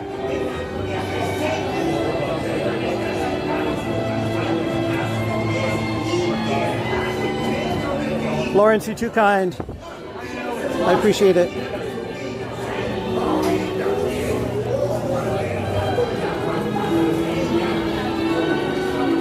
It's just my privilege to be able to bring you a slightly different side of things. You know, everybody has their own perspective. Everybody has their own take on things, which is great. And that's why I'm hoping more people will join in. That's why I'd like to encourage people to vote on our side every week, because what we do is just provide a venue. He's just making a movie in his head. It's okay. There you go. Oh, you give him the con. Uh-oh. Uh-oh. Now Dad's getting into it. Those are the things that designers have to take into consideration. And so when you find stuff like that works, it's not usually by accident. Right. Sometimes they get lucky and it just happens to work that way. Yep. But I'd say 9 times out of 10, they're thinking about, okay, where does this window go? Right. And they start looking around and they say, okay, it's got to be this high, it should be right here, and only about this wide. Right. You know, because they could have easily made all the windows the same height, but they start down here, yep, and it gradually goes up, right, and finally goes up to this one so that you can see the castle. Right. And from a kid's perspective, it's just perfect. I don't know if you can see that or not, but I'm crouching down a little bit. But. Yep. It's all the little details that seem not to matter in the moment, but they really add up. Well, John Hanks used to say the contradiction, eliminating the contradiction, right, was the rule. He said you can get away with a certain amount, but there will come a moment when that one extra contradiction ruins the show. It's the straw that breaks the camel's back. And that's why you have to be so concerned about every little detail. Because you don't want to create the straw that broke the camel's back. Exactly. You don't want to be that guy. Yeah. Heather, thank you so much for being here. It means the world to have you. You've joined on a very interesting day. It's my first live stream. I hope it's legible and I hope it's watchable so far. And I gotta say, I have so much more respect for live streamers just going through this. There is so much you have to worry about. You have to worry about your battery. You have to worry about your sunscreen. You have to worry about, oh my gosh, there are my keys in my pocket. All these small things that you don't think about. So, next time you see your favorite live streamer on the air, throw them a few extra likes. Well, you can only push like once, but you know what I mean.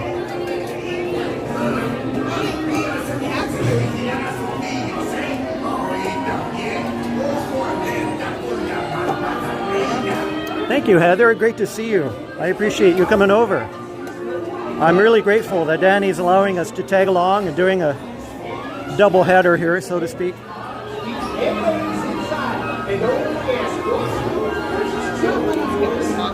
So in case you're new to my channel, I do things a little bit differently. Usually I'm at home and we take one attraction each week. We just do a deep dive. We go as deep and as detailed as possible.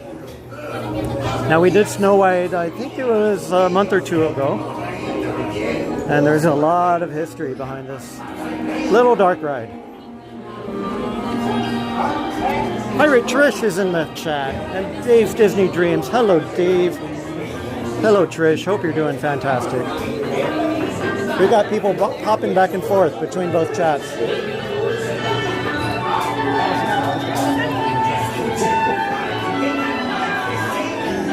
Cousin Billy says hi.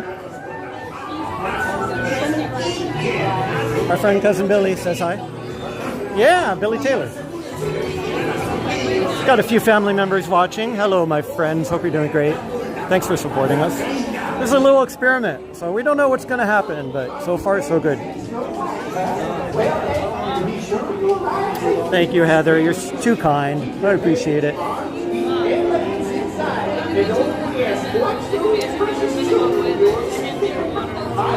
Now, originally, this was just a painted mural. Yeah. Yep. Fantasyland, for those of you who don't remember, was a collection of circus tents, murals. Another example of the painting coming to life. Right. Well, even when you see the shadows in the window, that's very nicely done.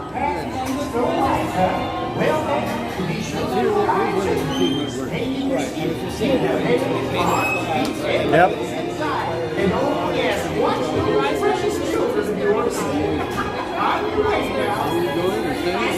We're waiting on them.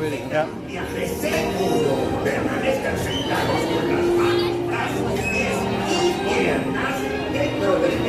Thank you.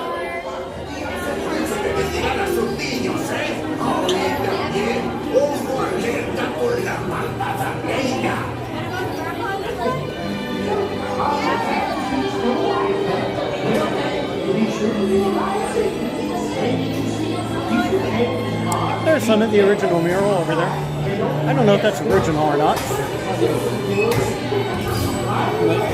Yep.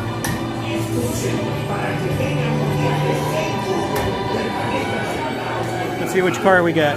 Any votes? Sleepy.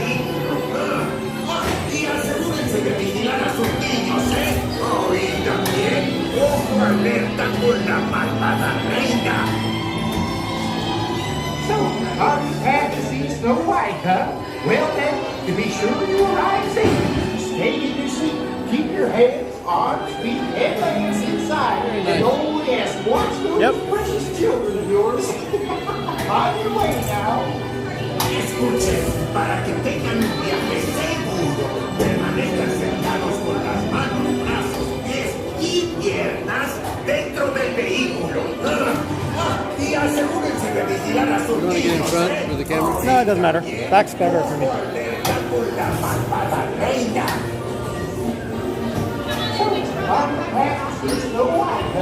Well then, be sure to arrive safe. Keep your head, arms, feet, and legs inside, and only ask watch for these precious children. Oh, thank you. On your way now.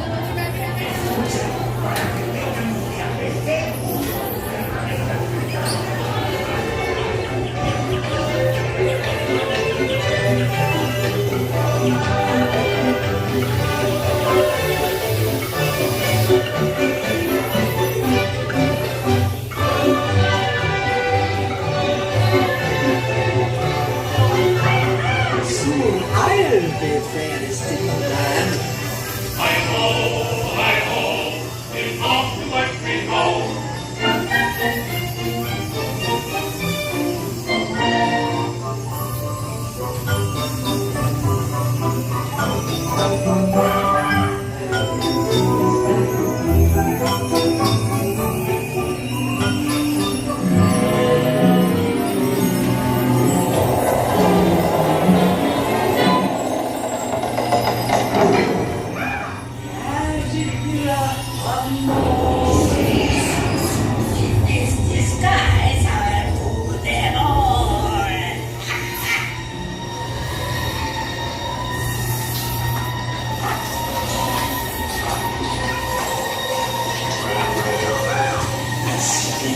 Thank you.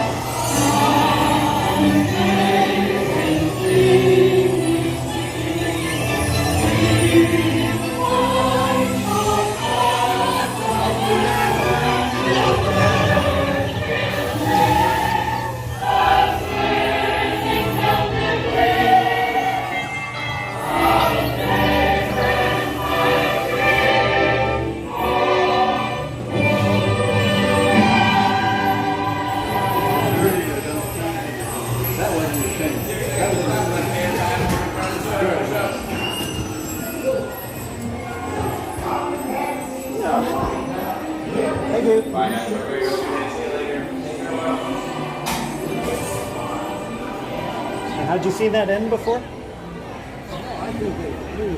Isn't that great?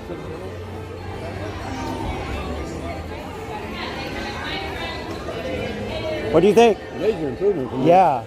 So we haven't been on this for so long that he hadn't seen the ending before, but they did a great job with it. Yeah, overall, great job. I remember the setup. Well, it ended before with the rock. I think they were trying to tilt the rock onto the thing old is, one. don't let anyone come here, including the Grand and Miraculous. Hey, how's it going? Good, and you? Good. You remember Dad? How are you? Bob? Yep. I had no idea he was right behind me. So. Where's I yours? was going to try to join you guys on the ride, but you guys got indulged. That's and okay. it was taking forever. Everybody. You're way over there. I'm like, I'll just wait till they get off the ride. Everybody say hi to Bob. Barry Place 28, the one and only. First live stream is going okay so far. It is. So far. Thanks for the recommendation. I'm getting tips from this guy. Where's your tripod? I have it. It's in my case. I'll bring it out later. So yeah. But yeah, at first I didn't realize I had a lock on, and it was like it was going crazy. But figured it out. So Dockwood. So where are you guys going? I don't know. We walk that way and head over to Tomorrowland. Yeah, we have some stuff to talk about in Tomorrowland. Remember the space we were talking about here? Exactly. Yes. Yeah, so John keeps reminding us, take over the feeling you have of the environment from your own skill. Oh, I'm sorry. You okay? How's it going? Good. It's good to see you. How's your room? Everything good? Oh, okay. We'll talk later. I'm so happy that you were able to join us. Yeah, me too. That's great. Just for a little bit. Of course, just to say hi. Yeah. This is fantastic. I didn't know your dad was coming today. I thought you were just It was coming very by. last minute. Oh. Very last minute. So we figured, Dad, it would be fantastic if we could have you along, talk about the park a little bit. And I was able to twist his arm, so. He's going to stay with us as long as the sun is not too miserable. Then he'll peel off, but I'll probably stay a little longer. So, yeah. I was just saying to the stream, there's so much that you take for granted when you're not behind and holding one of these things. I know, I heard sunscreen. Sunscreen, you got your keys in your pocket, you got this and that. Oh my goodness. So next time you folks are watching your favorite streamer, send them a few thanks. Do you have a battery pack? I do. I was going to plug it in at our next break. I always, I keep it plugged in the whole entire time. The whole time? Okay. Yep. But that's because I don't have to, like, plug it in, Sure. unplug it, Yep. hour and a half, Yep. later, 2 hours, plug it back in. Yep. It's supposed to last for 18 hours. Oh, yeah? But so here's the other thing. You don't have your phone plugged into... Right, I have the wire here, so I didn't want to immediately exhaust the battery in the gimbal, but is that not a concern usually? So if you don't have your phone plugged into it, you'll be fine. Okay. But if you have your phone plugged into it, Right. I always have it plugged in here. And Yeah, I see. I got you. That makes sense. I'll do that next time we stop. Oh, we lost him. No, right here. Oh, you're right here. Sorry. See, just like he has it set up, that's Yes. how I would do it. Right, exactly. Sorry, folks. We're doing a little tech talk here with gimbals. I'm learning. Oh, it is a hot day today. Yeah, I saw the weather report. Supposed to be the hottest day of the month. I'm getting my vitamin D for the year, Bob. Yeah, you are. You don't realize. Seattle. Yeah, exactly. I mean, we're lucky because it's pretty... We're getting our 2 or 3 months of gorgeous weather up there right now. But we pay for it with the rest of the year. And I told everybody. Let's see who's in chat. Bitritz is in chat. Hello, Bitritz. Hope you're doing great. Bitritz is actually in Florida on her own trip right now. So she was on one of our friends' streams the other night saying hi. So I'm happy you were able to pop in and say hi here. It is getting toasty here in Anaheim.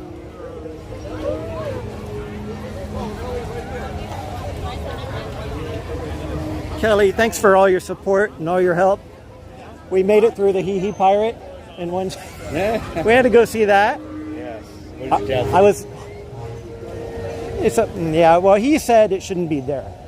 I think in any other place in the attraction it would have been tolerable, but where it is right there is just so jarring, and it's just such a narrative skew. I can't put my word on. But one thing I noticed was it looked much better in person than it does on stream. On stream, it always looked fake, and I don't know if it's that artifact of the frame rate or whatnot, but just like the Walt Disney animatronics. Yeah. It's better in person Right. than it does on video. Yep. That's another thing we're have to see. Did you put a plate on there? Oh, you I did. So long story about that. You screwed in? No, we epoxied it to the gimbal. Oh. So One of the issues was that I'm using a Fold 5, which isn't a great phone for streaming. But since it's my first time doing it, I figure it's okay. It's just a wee bit too thick for the gimbal, right? So we kind of imagineered a little plate on top of it to hold it in place. Awesome. So far it's been working great. Once I learned what all the buttons do and figure all that out. Oh, my daughter's in chat. Hello, my dear. Hope you're doing great, sweetie. Miss you guys. Let's say hi to Dad. Noelle's in chat. She says hi. Say hi to Dad. So we're here in Tomorrowland with our friends Bob. Bob from Berry Place 28. Danny from Theme Park Casual. Hopefully we'll get to see Cordy tomorrow. You guys, I was telling Danny, you guys have done tremendously on your chalk walk uptake. Yeah. I'm so grateful for what you did. That's amazing. That's phenomenal. And it turns out his company matches because he works for Sony. So. Good. Yeah, don't forget about that company match, folks. It's so important. I always bring it up whenever people do charitable events because it makes a huge difference. Where are you guys going? We're just walking around to look at the architecture a bit. Dad had some pointed things to say, so. Cool. So stop me when you want to point something out, because I know we have things to say here. Get somewhere where there's something to point out. Just kidding. Yeah, exactly. So we were talking along the way about John Hench's book and about, eliminating contradictions and so forth. And doesn't Tom have a new book coming out at the end of the month? I think so. End of the year, I think. Yeah, something like that. But this place used to be so kinetic and just so active, and just every place you look would be. You see the old track up there? The old people mover track up there is just dead. Breaks my heart. I know. Now this is a good view. Can't beat that. Well, John did good on Space Mountain. Yeah. Always been one of my favorite shows. That original sketch did it all. That's why we talk so much about the first drawing. How it just delivers, holds everyone on path. And that drawing is almost reflective of it. So I'm anxious to hear, there's rumors about changes to Space Mountain in Florida. I don't know if you guys talked about it or not, but I'm hoping they do something like what they're doing in Tokyo over in Florida, because that's gorgeous. I think it's going to be similar. Yeah. This is an interesting fact. Yeah, let's talk about this. Look at Space Mountain. Yep. And then look at what we've got up here. Right. So this is one of those contradictions. I'm not saying good or bad. I'm just saying, are those in the same world? Or not? Right. Yeah. Compare the two. Well, when Space Mountain was painted like that, yes, Yeah. it benefit, but I don't know if you remember, but it's where you didn't want to be in that world. That's true. right. Space Mountain. Too negative. Space Mountain used to be. There's a place for funkiness. But again, is it a whole world? Right. Or is it a spot that doesn't quite fit in? And then we have the old TWA rocket that's still here. Yeah. Let's go look at the rocket. Now that's not the same rocket as before, right? What? Yeah, I love that. That was great. I've got a rendering somewhere. They were doing it. Actually, it was a conversion, I think, to Mission. Right. I actually played part of the movie that they played in the beginning, and also they had it on. Was it Wonderful World of Disney or something like that? Yep. They showed it. Yep. I love it. That's It was awesome. So cool. Now that's the old TWA rocket, isn't it? I don't know if it's the same one or not, but they probably, if it's not the same one, it's a good The callback. same one that's been redone and lifted. Yeah. I don't think you do that from scratch. So, for those of you retro fans, this is where Mission to Mars used to be. It's where Flight to the Moon used to be. And, By the way, early happy birthday. yeah. Oh, thank you so much. So, it was a great, well, Fellow Leo. it had its issues, but it was a fun attraction to go visit. Of course, now it's a pizza joint. Yes, well, see if we can work out a few more years. Yes, I hope so. So John Hench was big on talking about how everything should be organic and how you shouldn't have too many right angles especially with the people mover pylons over there. And you could still, it still peeks through, but this whole area just, it hurts. Let's go back and talk about color a little bit. Right, let's talk. You know how sensitive we were on Main Street. Right. Every color, selecting every color and the composition and the coordination of that color palette. You then need to challenge and say, where's the color palette? Do me a favor. Put this in your right hand, and then you could guide the audience and talk. No, this is fine. I'm just doing a sweep. Well, they just want to hear from you. When I get something really important to look at, I'll grab it. Okay, fair enough. Yeah, you see remnants of the original peeking out, trying to figure out where they are. Yeah, that's why I either wish they would go back and just put some old rides in and be retro, or they need to just, unfortunately, kind of redo it. Right. Well, it's always been a challenge. What is tomorrow? And tomorrow changes every month. Right. So, it's a very difficult challenge. Yep. That's why I thought if they did a retro tomorrow, it would be really kind of cool. But if you took the feeling that you get in New Orleans Square, or the feeling you get in Fantasyland, where you're totally involved in a look, and even in the Star Wars. Yep. Imagineers will come here, I'm sure, very shortly and deal with that, because this place needs that. It needs that ambience and coordination of a total environment. And it's not everywhere. You always turn and there's always something, but do you generally feel like you're captured in a place? I'll get to you in a second, Hope. We got our good friend Hope in the chat. Hope likes to hear the Main Street Electrical Parade announcement. Let's see if I got this. Disney Odendron, Semper Flores, Grandis. See, I'm not as good as these guys, you know. These guys get to tell you every single day. So my understanding is that Hope, Danny got to tell you the Electrical Parade intro. So hope you're enjoying that. In the evening time, they would actually have the satellites lift up and they would spin around in a circle. It was kind of a neat thing, but it hasn't worked for years. Right. Well, if that's going to be the theme, then do it. Right. Well, they originally had it where everything was rust gold painted. Space Mountain was the gold. They tried. They tried to do what they did in Paris, basically. Yeah, not as well. You know, we're God bless them, rest in peace, Eddie Sato. You know, and those guys. They did such a great job overseas. This land just needs something. So. Anyway, I'm sure the Imagineers will get creative and come here and do some good work. Yep. It's only 30 minutes for Space Mountain. Really? Crazy. Yeah, that's nuts. I've noticed the park attendance isn't. It's still early, but it's not as insane as I'm used to. So, it's even though it's busy. Yeah. That's interesting, huh? Mostly. Yeah. Let me. I miss the Carousel of Progress. Yes, and America Sings. We talk about America Sings all the time. Tomorrow, have a little history that shows why tomorrow's I would love for them to. Going up that escalator. Yep. In the city of the future. A nice show. Oh, I would love that. Or like you said, bring back America Sings. Yep. Well, you talk about all that all the time. As much as people give me grief about that, that would be the one attraction I would love to be able to take my son on. Yes. I think even more Thankfully, than the original Star Tours. Thankfully, it is preserved in some fashion online, but it's not the same. Yeah. But yeah, I mean, just showing him that footage, he was like, "Oh man, I wish I could have saw that." Right? Could you give me 1 minute while I plug in over here? Yeah, that would be great. And then we can go to the hub and get your coffee and then figure that out.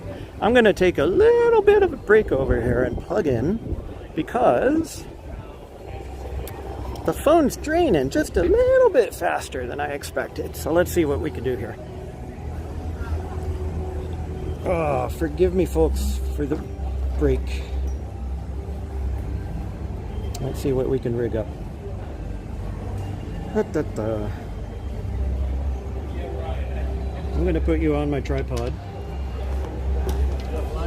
No, I'm not. Yeah. Yep, gotta do this live. Do it live!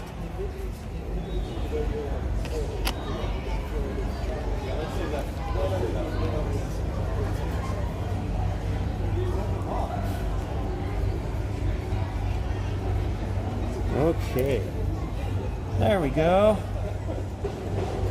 Thanks for stopping. Yes. I meant to bring some of my other stickers, Oh. so I forgot them, but... Ooh, it's gorgeous. Very nice. I gotta show the stream, folks. Oh, it's awesome. Love it. Uh-oh.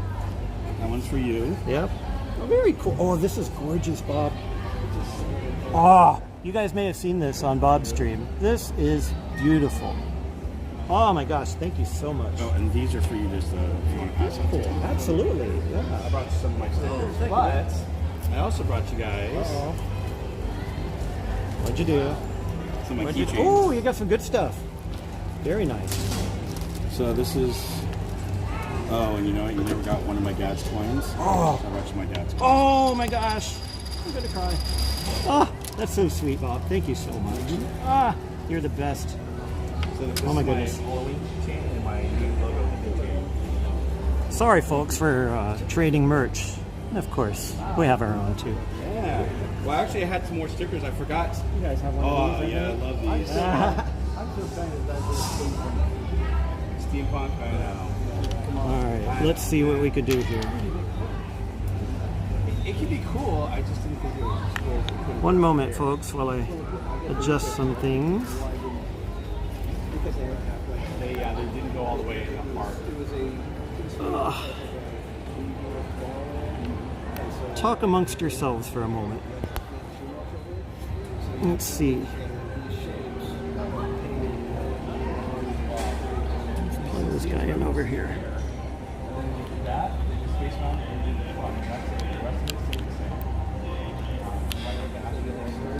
Okay. Good. Charging there. Let us charge there. Look at that. We got power going. I might last a few more minutes. This is good. When you meet with Tom tomorrow? Yep. Well, I'm live, but show me how to mute, and then we could talk.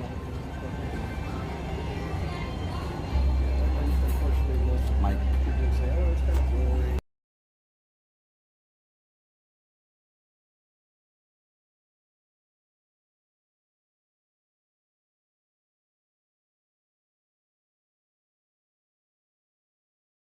No, that's good. Also, hey, oh, 1 second.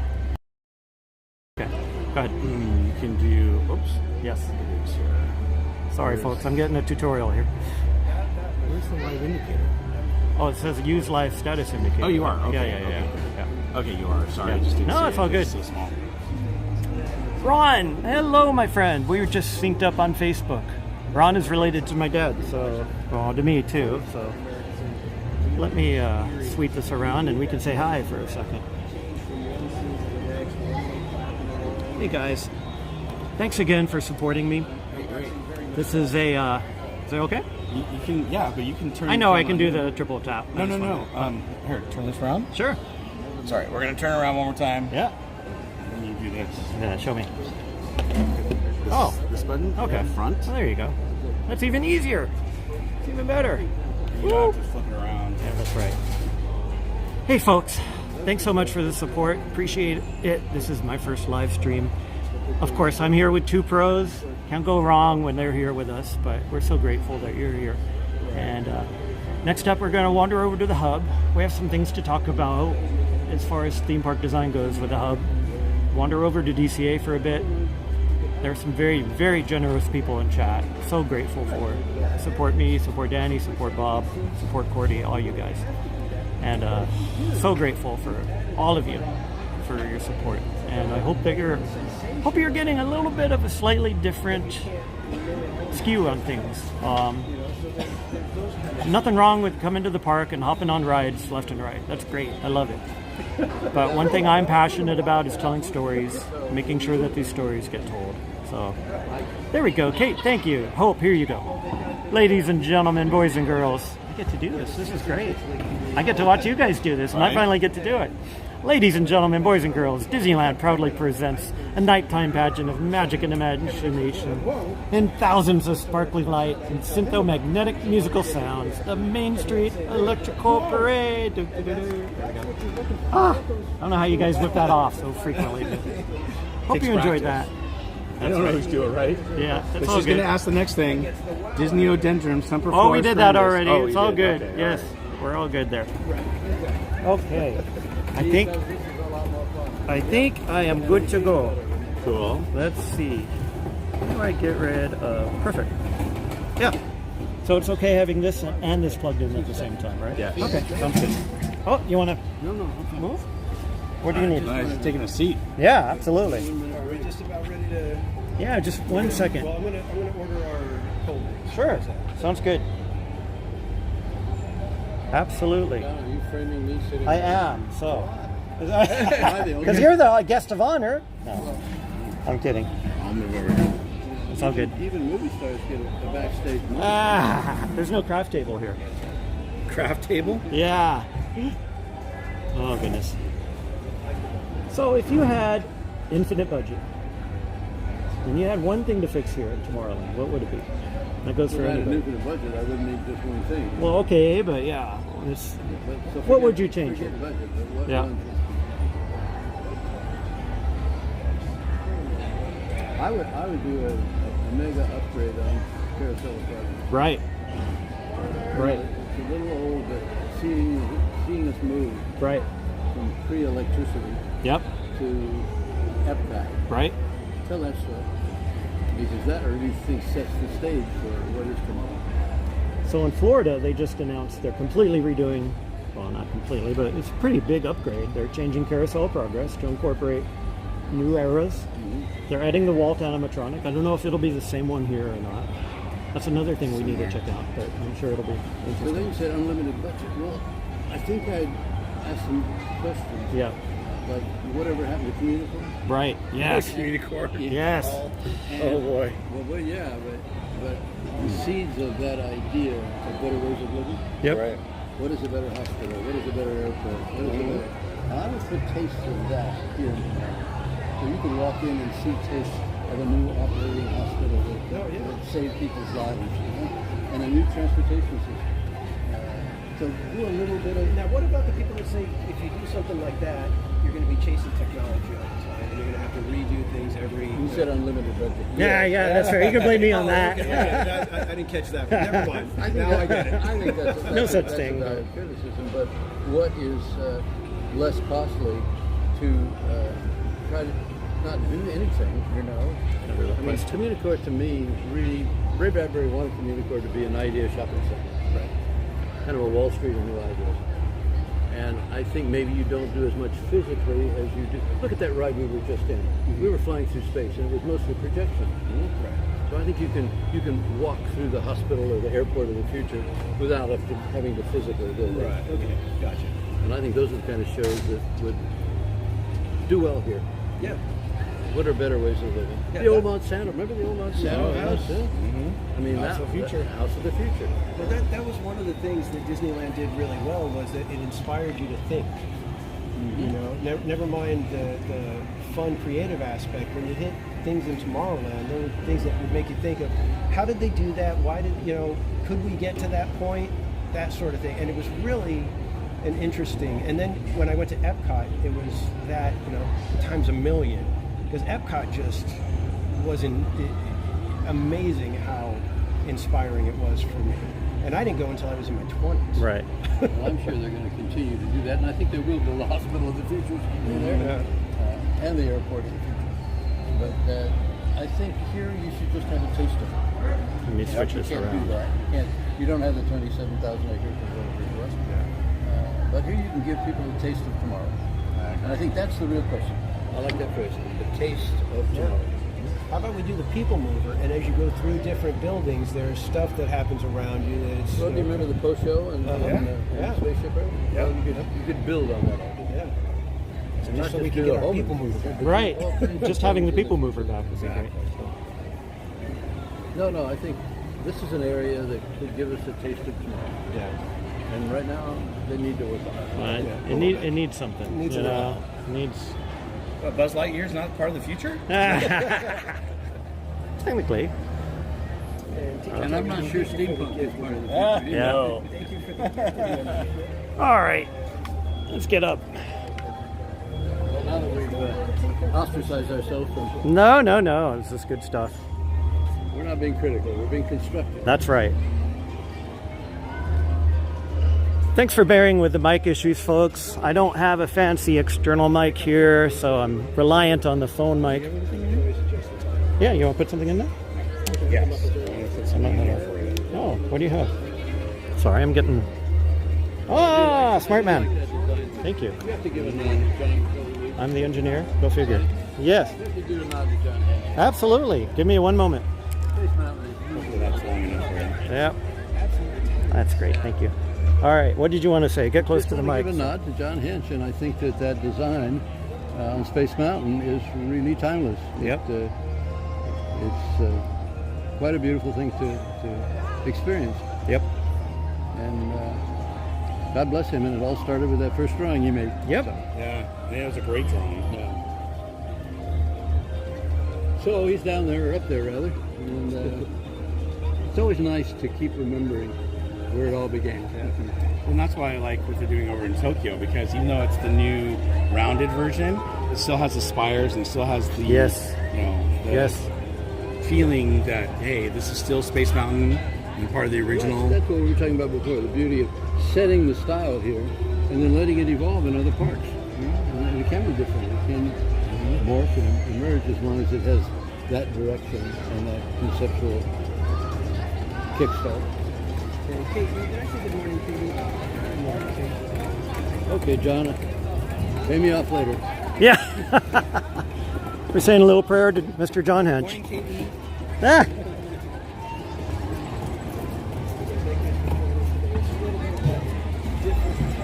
Hopefully our audiences aren't getting too bored with this design stuff, but we this is our alley. So. I came and joined you guys. I was a little ninja watching. Sure. Well, that's one thing we geek out about is what makes this place. Why do you have so many of these bodies, warm bodies, walking into this place? What is it about this place that really does it? If you come meet up with us tomorrow, Yeah. I'm going to have something for you. Oh, great. Okay. Well, I'm text you. sure. Sounds good. I'm just so happy for you guys that you guys have done such a bang-up job with the fundraising. Oh, yeah. Well, we're getting there. Yep. We're not quite to 38,000 yet, but we're getting there. Yep. So, That's fantastic. well, we were just talking about it last night, how much Right. we've been working on this and trying to get, we got more people on the team. We're going to get a lot more people. Sure. Opening up to everyone. Yep. I think that'll really help. Now, John Hench talks about these spires even in his book. Yeah. Where they're just normal. Anyone else would just put a pole up there, boring old pole there. But he says, no, even the spires, even the support structures have to be organic, and they have to convey something, right? That's why they really need to redo it. But if they aren't going to redo the People Mover track, I'd hate to see it go. But Right. I hope they would redo it in his design. Right. I just feel bad. I mean, this whole land used to be so kinetic. Who knows? D23 may give us something. You never know. You should go to that. Someday.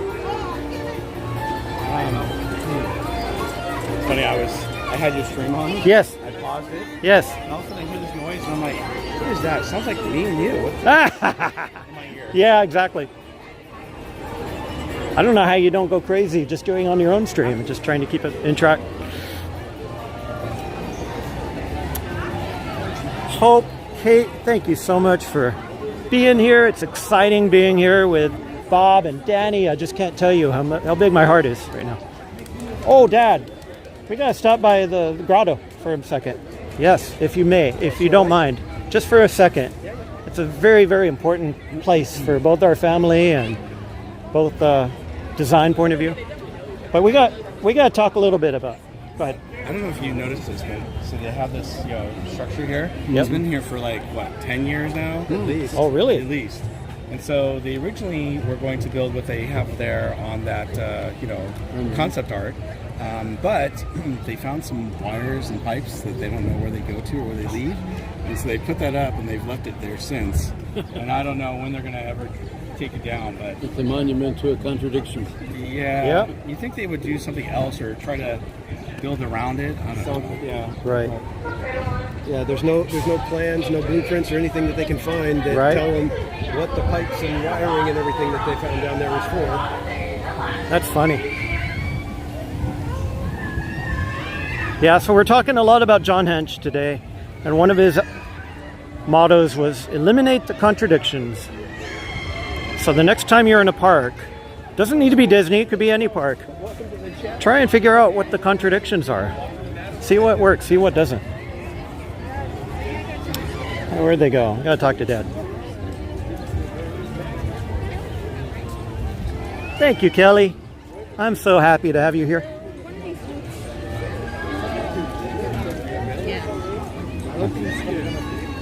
You okay? Yeah, fine.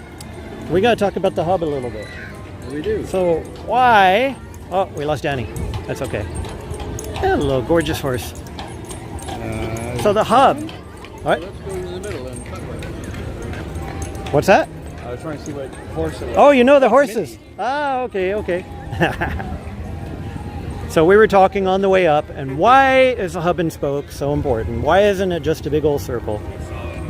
Well, that was very intentional, so that you could see, once you enter the hub, you could see into each of the lands. Each of the lands has a visual, they call it a weenie. You know, it's a visual, just, what's that? Or a carrot. A carrot, something like that. The term that Disney uses is weenie. Yeah, of course. Let's walk over there for a second. But we were talking about, where did that concept come from? Why not just have a linear path that goes throughout the whole park? Why is it so important that you have a center location where you can get a visual look at all of the different lands? And it's one of the reasons that it makes this theme park so important. What?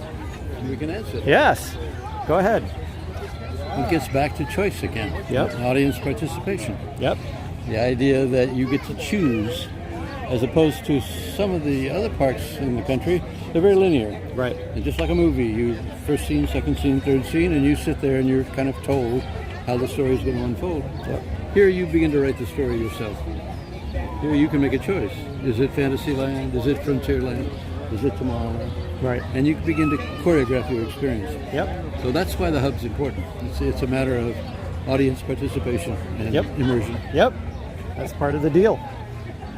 So not many other parks have a location like this where you can literally see all your options laid out across you like this. You guys know it's been to Knott's Berry Farm a bunch of times, and they don't have a central type of place like this. Right. But see, this is my one thing. Yeah. Now I've been to Disneyland Paris. They have the hub, and I love the hub.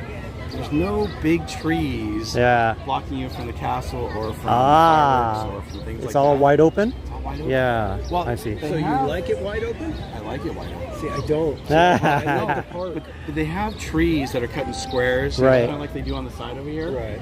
But it kind of fits, yep. You know, the whole, Cinderella castle. Sure. But at the same time, or actually, I don't remember which castle it is.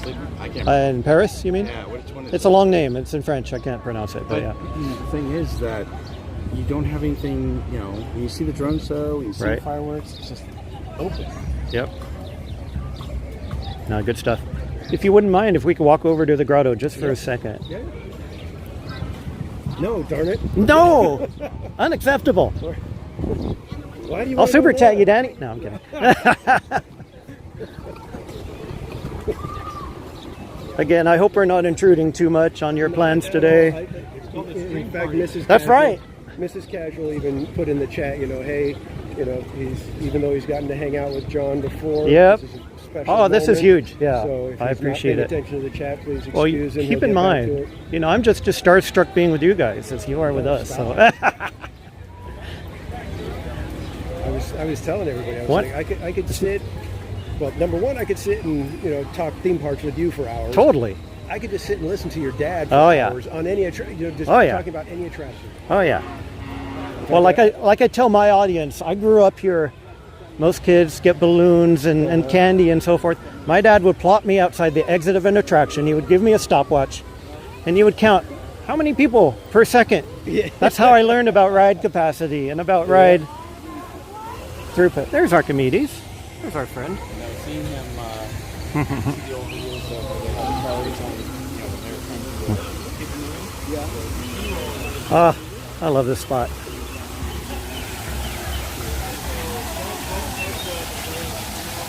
So one of the reasons I wanted to come back here, this was very, of course, special to Imagineers and so forth, but it was special to our family too. This is my mom's favorite spot. It's mom's favorite spot, and we always had to come here and make a loop. Yep. Every time I came here as a kid, we would throw a coin into the well. At her funeral, we got a beautiful rendering of this grotto that was displayed at her funeral. Mm-hmm. And I don't know if you know the history of these statues, but you know how they came full-sized, right? Yeah, so the story here was that these statues were gifted, if I remember correctly, from someone in Italy. I don't remember who it was. From Italy. Right, yeah. And they're gorgeous, but they had one problem. They were all the same size, including Miss Snow White there at the very top. So, the brilliance of this structure... Yeah, so you can see, I don't want to intrude on the folks here, but you can see here, Snow White is the same size as the dwarves. That's no good. So what did they do? Well, they just put her at the top. You know, there's forced perspective again. It's a simple little thing. But. Well, there again, we talked about it at Main Street. Yep. We talked about creating scale. Yep. And John, hence one of the things he said, that she's too big. Yeah. And they had to redo her, make her smaller. Yep. Right? And then create that layered effect. Yep. And it does create that first perspective. Yep. And so we got to be real careful. I want them to all look like a graveyard. Yeah, exactly. He had some jokes about the dwarfs. Yep. You don't want it to seem like a pet cemetery too, with the dwarves and so forth. But it's gorgeous. I love it back here.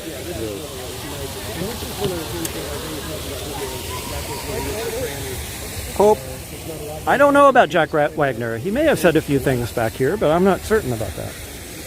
If you in chat know, let me know. Gorgeous, gorgeous day. Well, absolutely. Absolutely. Right, we'll do this. Can you get in? I don't know. Am I? John? Oh, we're doing Wait, John's there we go. Good enough. We'll be all right. We'll Photoshop it. All right. Yeah. This is another one of those things I'm always saying, parks need places like this where yes. you can just stop, yes. breathe, and you completely surround. Yes. Yeah. Everything is so e-ticket focused these days. Right. Everything is e-ticket, e-ticket, e-ticket. There's nothing wrong with e-tickets. But you've got to have the calm between the peaks, you know? It's so important. Well, when Walt took his kids to carnivals, that's what he was complaining about. He wasn't so much complaining about the ride. He was complaining about the lack of ambience. Right. Absolutely. Get in there. Great. Cool. So he had a chance here to create movie worlds. Right. He did for his audience. Yeah. And these little moments, I think, speak to that. I wonder what's going on over here. We've got a family that's got I don't know if that's an ultrasound or... Aw, that's adorable. I think it might be an ultrasound, and they're taking pictures. Well, there are a few proposals and other interesting things that happen at this spot. So. Well, I always laugh because I like see people with like tiny little infants. Nah. Here, and I'm like, why? What's that? No, unfortunately, I didn't bring one. Anything. We'll come back. I know, no one has coins anymore. Yeah, well, I'm not throwing that away. That's all good. What's that? Snow White's going to go broke. I know. They need a Stripe reader. They need a Venmo. Hi, Danny. Hey, Danny. I just want to say hi. Oh, see? Hi, nice to meet you. OC Disney D. OC Disney D. Yeah. Glenn. And Glenn. Okay. Awesome. You guys want to say hi? Sure. Yeah. Everybody, we got OC Disney D and Glenn here. Hi, everybody. Happy Saturday. Have a great Saturday. How's your foot doing? What's it? Oh, it's doing good now. With the blisters, yeah. Now I'm good. But Oh, yeah, right on. Oh, thank you. Right on. Well, That's thank you. awesome. Yeah, we catch all the time. Awesome. I Thank know. you. I'm a big fan See you in too. the chat. Yeah. Awesome. Thank Me you. too. So nice Yeah, to a meet you. little bit. We saw you were here. We hunted you down. Wanted to see you. Awesome. Thank you for saying hi. I always love it when you guys come and say hi to me. Well, thank you. Have a great Well, day. no worries. Thank you. What did I tell you? We're starstruck around you. Come on. It's all good when we see friends here. Always fun when the viewers come and say hi. Neil has an interesting comment. He says, Universal forced Disney to change the way they create new attractions. I don't know about that. I think there's some truth to that. Of course, you know, they have the whole brain drain. Oh, yeah. If it's available.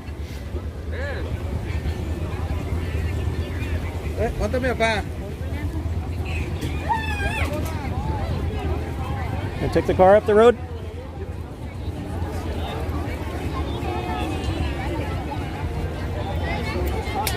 You were?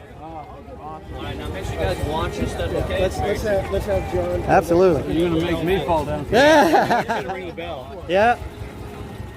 And you guys as well, watch your stuff. You guys Thank as well, you. watch your stuff. Appreciate it. Where's your camera? Yeah, I I know. didn't bring it to you because I'm sure tomorrow. And watch your stuff, Aaron. Alright guys, so before I start driving, we're gonna go to the front of the park. Now make sure you guys all stay seated, keep your hands, arms, feet, legs inside, and parents watch your children. Yeah, that's me. Yep.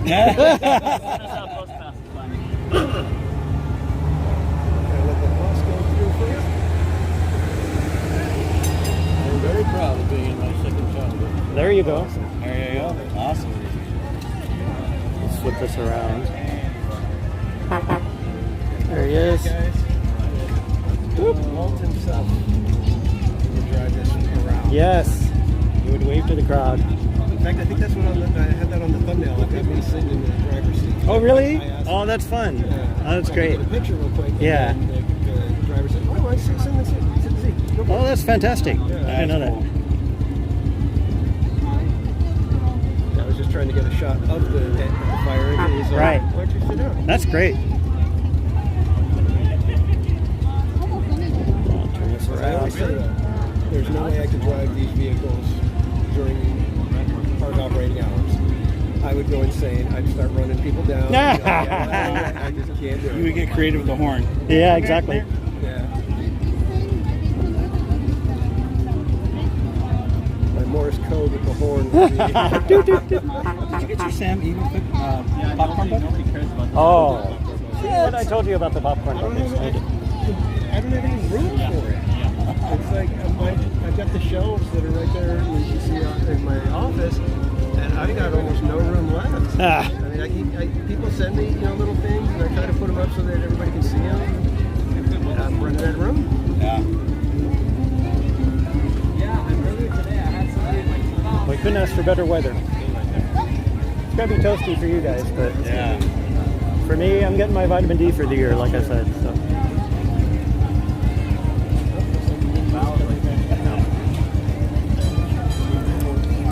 Someone on chat wants you to ring the bell. Here we go.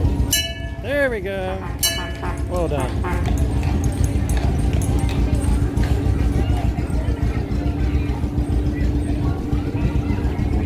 When's the last time you were on here? Oh, I don't think I've been on a ride in ever. Always walking. What's that? Yes. Where's Tony? I couldn't refer it. Yeah. Very, very smart. He's like Yes. Ken Anderson. Yep. Miguel Curry. I think Tony is. Is he over there? Yep. Isn't that where Tony Baxter is? Also, yeah.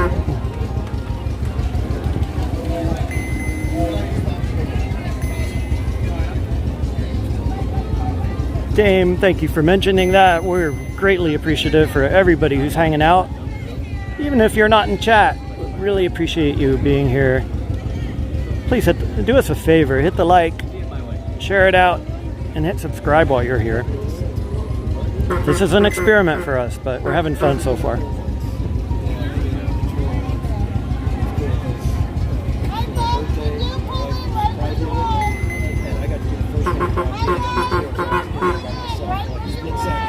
Alright guys, we're gonna pull in right there, okay? Alright, sorry guys, stay seated really quick. Gimbal ride. What happened? Thanks, guys, sorry about that. Yeah. Alright, stay seated. Thank you guys.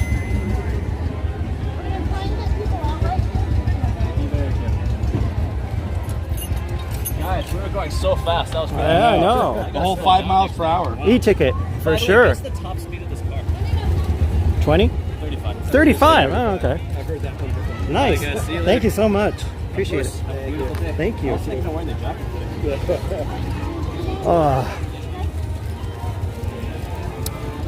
I'm gonna say goodbye. Sure, no problem. Yep. Hope you guys are enjoying the pool today, or at least getting some fresh air. Nice, excellent. Smart man. Slumming by the pool. Nothing wrong with that. Do they have cabanas for it? Yeah, if you buy them, rent them. Yeah. Do I even want to know how much they might be? I didn't ask yet. Yeah. I wanted to, but I was gonna do it for today, and I thought, I would guess they're probably like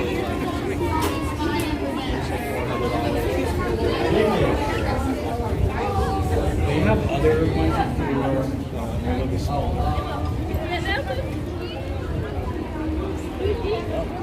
Jack's over there on that side. Ah. Yep. What about the day of the... I know, but it's just very expensive.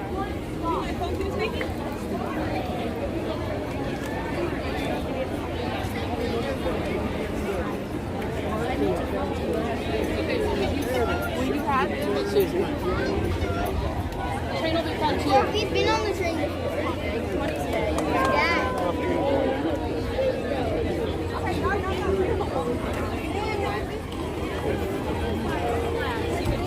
Imagineering legends. You're too kind, Danny. I wasn't talking about you. Oh, I know. You're talking about Dad, and he should get all the honors. I agree with that. No, it's just interesting, you know. When you said that you were going to be able to be here and you're going to be able to hang out today. Totally. I was like, awesome. Yep. And then when you said you're bringing your dad, I was just like, oh boy. Well, you know, not to get too morbid, but we're losing too many great Imagineers and people who are there. Like I said, that's why we want to get the stories. Yep, and, absolutely. You know, that's what it's important to do. Well, that's why I'm grateful for what you do. Especially in this day and age when we've got the technology that you can hear it from their own voice. Yeah. You know, you can hear the emotion of what was involved in these different stories and you know, interactions that they had with people. Well, like I mentioned, that's why I'm grateful for you and Bob and trying to keep these stories immortalized in some fashion, because they're just dissipating like crazy. You heading off? Heading off. Very good to see you. Maybe I'll see you tomorrow? I will see you tomorrow. Yeah, for sure. For sure. Everybody say goodbye to Bob. Mr. Berry Place 28. Throw some hearts in the chat for Bob. You're welcome. Good to see you, man. We'll see you tomorrow. Mods, if you could throw a link, I think it's BP 28. Throw a link in there for our friend, and we'll see you there. Liking and subscribing. There you go. That's right. I'll be hopping into Ninja Watch. There you go. Good. Keep giving me tips. While I'm slumming it by the pool. We're not jealous. We'll throw Danny and Grizzly, right?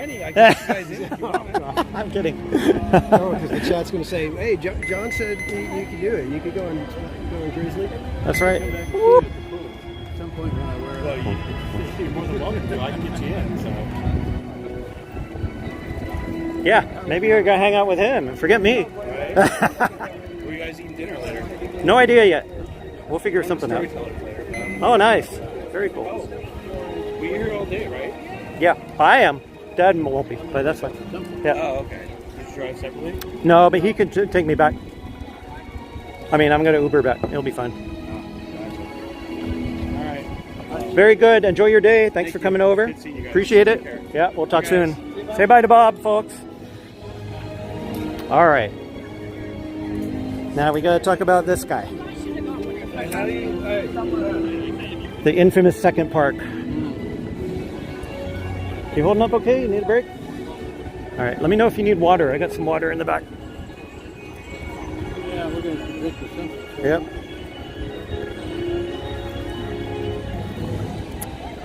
Here we are approaching the gates of DCA.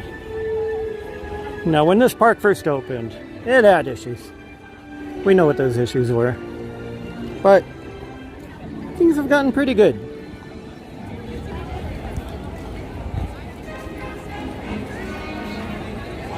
Let's see if my...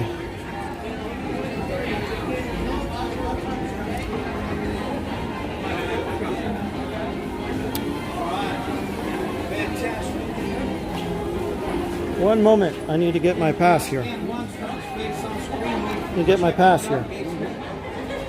There we go.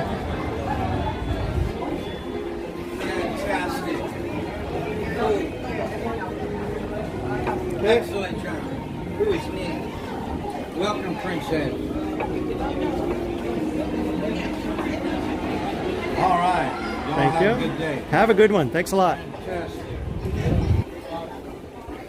And here we are in DCA. Now, what I'm most anxious to hear from you about, any contradictions you can find, any distinctions between... We ought to first go and stand in front of our office. Yeah, that too. That's true. I never told you about that. What's that? One of the buildings on the main drag over here is modeled after a building on 6th Street that he rented and worked out of for a long, long time. Old Spanish restaurant. Yep. So what's your opinion? I think the change from the original entry area for DCA to Buena Vista Street was possibly the best thing that they did. I don't know if you recall what they had originally, but it was very kind of touristy, Shopping California-y. It just did not feel good. This one is such a perfect balance to Main Street. Right. That I've often said that I wish that the entrance was Union Station. Right. Yes, that would be perfect. Yeah. Yep. Yeah, it really works. All right, so let's go check out that building. Yeah.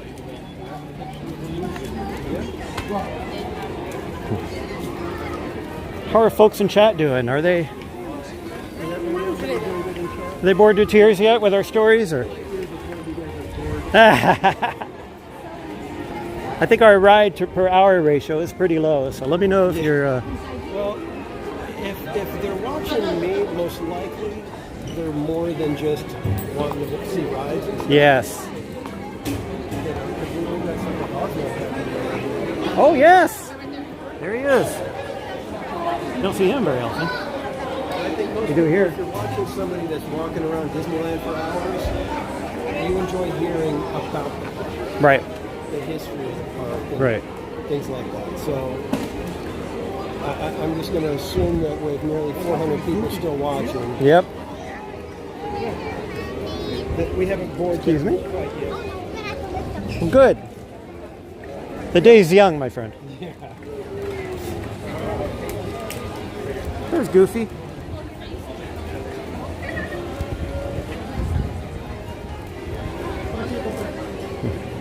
It's over here, the building you said? Oh, just over here, right down the street here on the right side. It's not far. Where do we get your infamous banoffees? Where is that happening? Those are going to be over Perfect. like what the Golden Gate Bridge is. Perfect. or the We'll swing by and San then. Francisco It's great. Bridge is.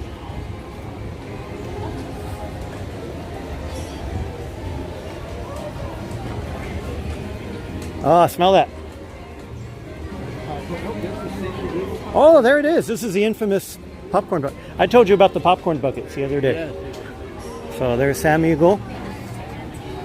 The bullseye down there. It's just a little figure. Yeah, but it just holds popcorn. That's a cute one, though. Is Sam Eagle with his podium? What's that? Everybody's claiming that I said What's that? the banana foam cold brew. Oh. And I'm like, no. Oh, are you? No. You can blame me. It's okay. Let's wander over here for a second.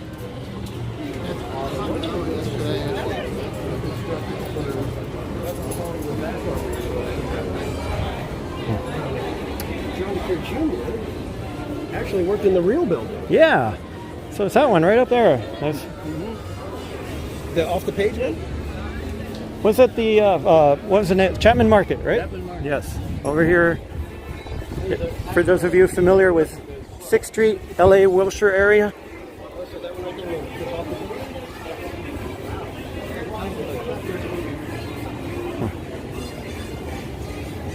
Now, is there anything happening in the Hyperion, or is it just empty right now? It's empty right Oh, that's too bad.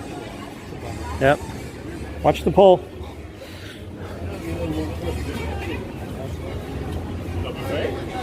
Yeah, give us some examples. Yep.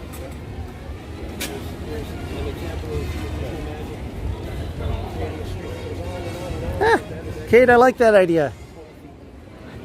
I didn't bring luggage big enough for that, though.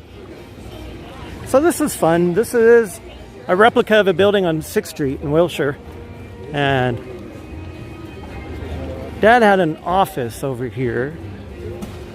Just for fun, I wanted to point out, first and foremost, it's a beautiful reconstruction, but those little windows up there, I used to sit up there and do my homework after school every day, so it's so much fun to be here. There's actually a similar version of it in Florida, in Hollywood Studios. So. There's John's office right there. Yep. So, Jen, Lily's mom, so happy to see you. Thanks for coming in with us. That's a nice shot. They did a good job with that. Yeah, no, that's good. The only thing they missed, they should have put the chain and the gold painted in miniature way in the back. Oh, yes. Well, you know, we went on Pirates, and my favorite scene in Pirates is when you have the little lighthouses that slowly go into the distance, but they do that with simply by having shorter and shorter ones. When they do it right, it's perfect. You want to head back to your... Yep, we'll go and get some cold brews. Yep. Sounds good. Again, thanks again to our friends in chat. So grateful for you guys for being here.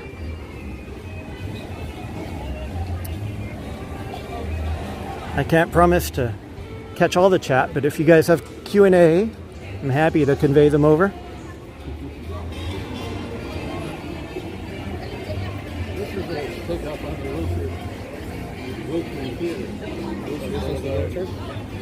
The style of architecture. Yep. Well, and I believe there's a joke that coming after and it's Eisner's nemesis of some sort. Or he wanted to get back at him, so he turned his house into a bathroom. Okay. That's really crazy. Yeah.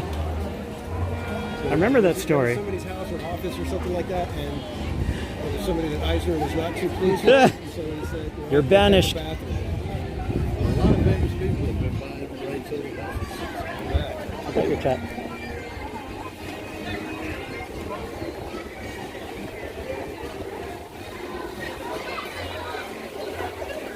Jason and Gloria's in the chat. Hello, my friends. Thanks for popping in and cheering us on.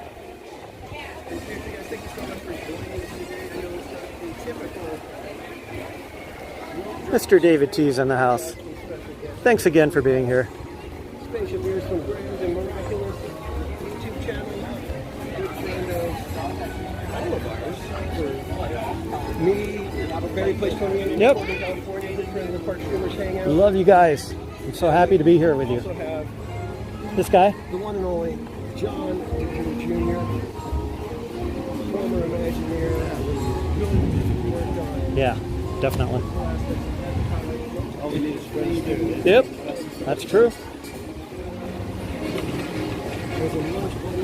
It's a Carthay Circle. They put a nice restaurant in here.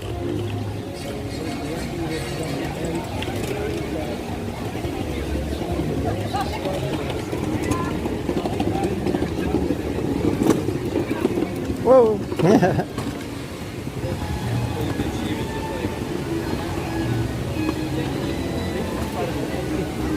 One of the things you got to learn when you've got the gimbal and everything, Yes. trying to read chat. Yes. Keep all your peripheral senses Yes. One thing. alert because Yeah, when you're hyper focused, you got the stuff like that.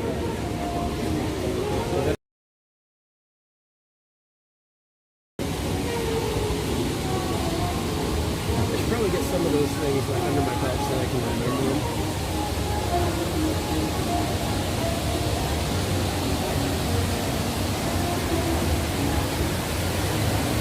gorgeous waterfall still there. That's one of the original nice parts about the park. Exactly. They didn't have to change to an old school national park. Right, yep.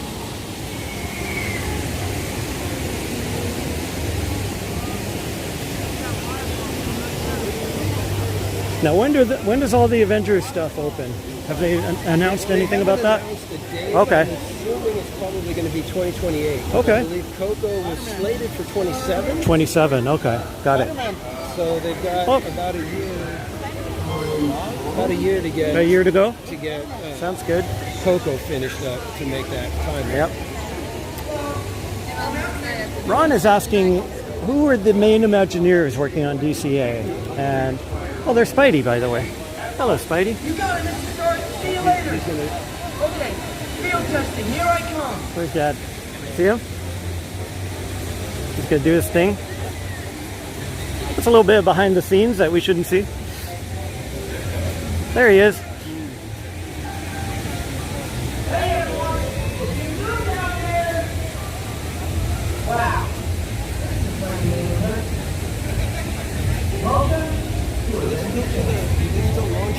I don't know. I was going to ask you. This is probably just a on the set thing they do, right? Shall we?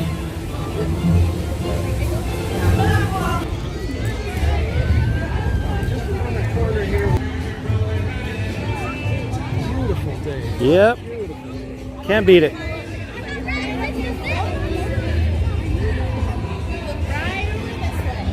So folks, I know I have a lot of East Coast viewers. I hope all of you at some point get to get over here, because Cars Land here is one of the shining jewels of this park. There's no question about that. Now we're all excited to see what they're going to do in Florida. Shade at some point. You want to dip into the store real quick? Sure, yeah. I gotta notice my phone's hot. All right. No, I love you all. Yeah, that's right. It was nice knowing you. Thanks for stopping by. Hopefully we'll catch you next time. Yep. So yeah, I gotta go. Now see, this is all perfect until you see that tower over there. Yeah, it's like, come on. Now I know you can't avoid it just because it's so big. This part of the movie, they had a set where all of the motels were like giant cones. And they have the Flows V8 over here. Yeah, it's cute. They did a great job here.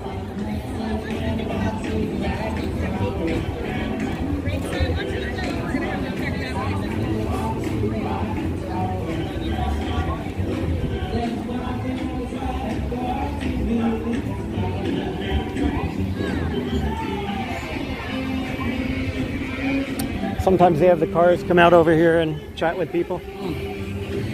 This is your favorite. Yeah. Yep. Love it. But the scale of this. Yes. You can walk all the way around it. Right. There they are. All the details about Cadillac range. You've got modern 67, 68, 69, 70. Instead of Carlsbad. Yep. Yeah. Crazy to think they could do this on this kind of a scale. Right. And it's just part of the parking lot. You know, it's just hard to believe here. This is just part of the parking lot. Yep. I heard a siren. Yep. Here comes red, folks. I call yes. It's like I get jacket that your dad had.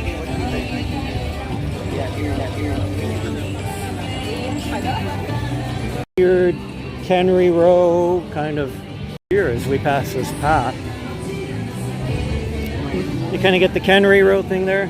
Yep.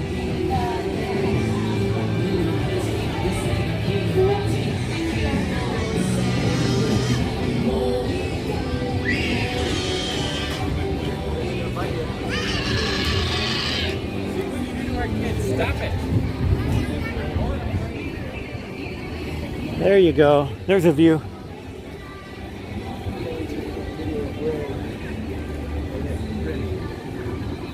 can't beat that view.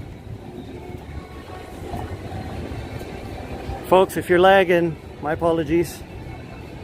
Let me know if things are okay or not.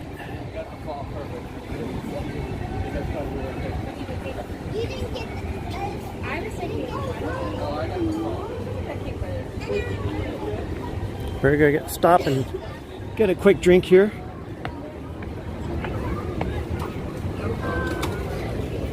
Our order is ready, so you can come and grab it right now.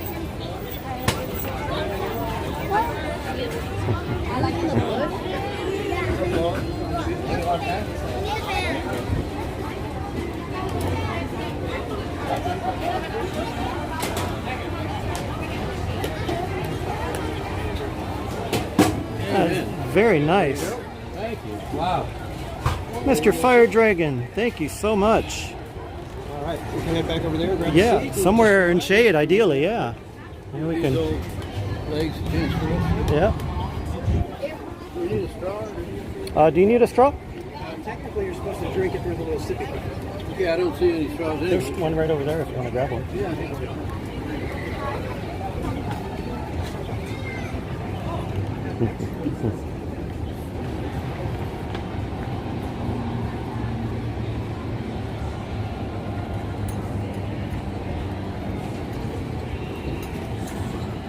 All right.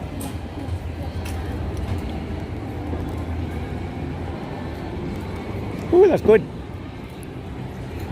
That was nice of someone in Danny's chat paid for these. Very nice. Oh. Ah. Very nice. Yes, this was all Carmel. when I was- Yes, exactly.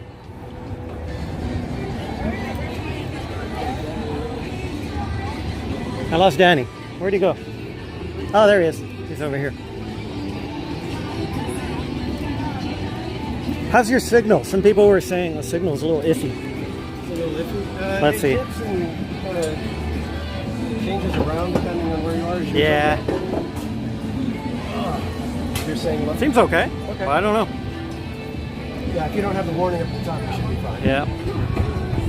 Folks, let me know if you can see us all right. I'm going to also point it this way. Yeah, I was gonna say, I'm gonna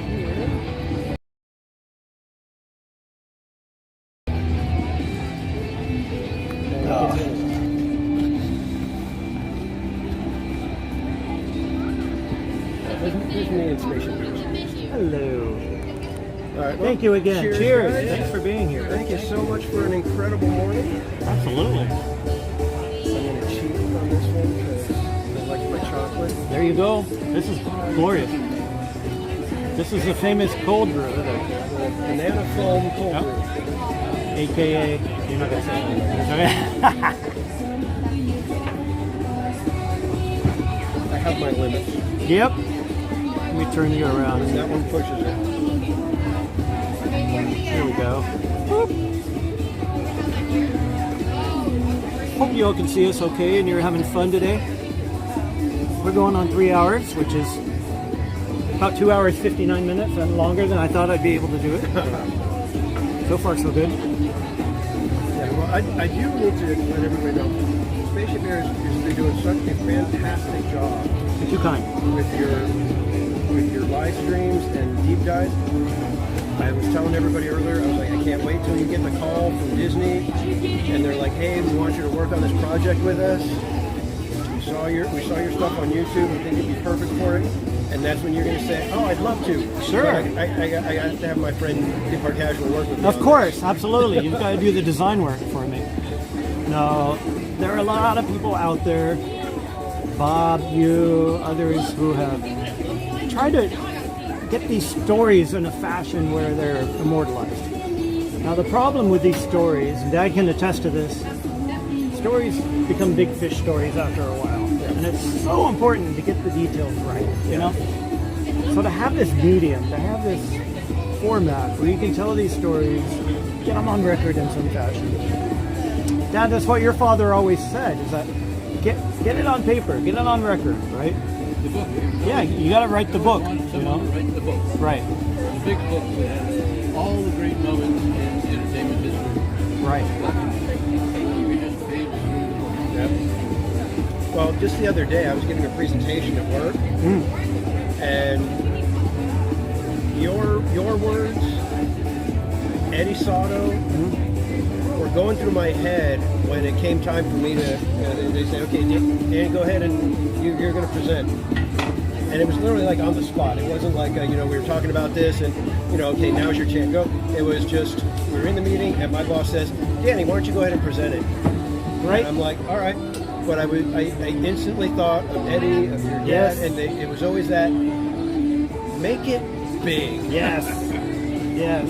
And so I decided, I'm not going to sit at the table. I'm going to stand up, and I'm going to be moving around the room, telling everybody about what we're going to do, how, okay, they're going to come in, and they're going to check in right here, and as they come over this way, there's going to be the ice cream truck right here, getting ready to hand them stuff as they're walking in.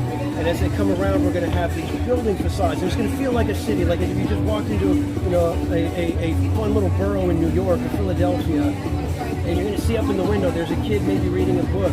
There's somebody up here, working out. And as you go along the way, there's going to have this little story telling you what's going on in this little neighborhood. And as you go up the ramp, we're going to have popcorn lunch. And then when you get up, there's going to be the stage in the center, and it's going to have lights coming down and we're going to have different food trucks. And it's going to be all different flavors. And it was just like, all I kept thinking was, how would Eddie have made this presentation? Right. And so it's like, that's why we want those stories out there for all the other creative people to be able to realize, do it this way, because that's what the great people from the past were doing. It's like, take a page out of their book rather than, try to strike out on your own or try to figure it out. It's like, they've done it before.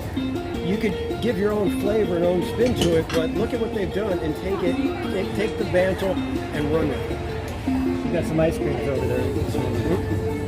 Got some business to take care of. Exactly. you know. Yeah, I know about those. My dad, his granddad, used to talk about how he got to where he was, how he got his Academy Award. He kept repeating that he would go over the.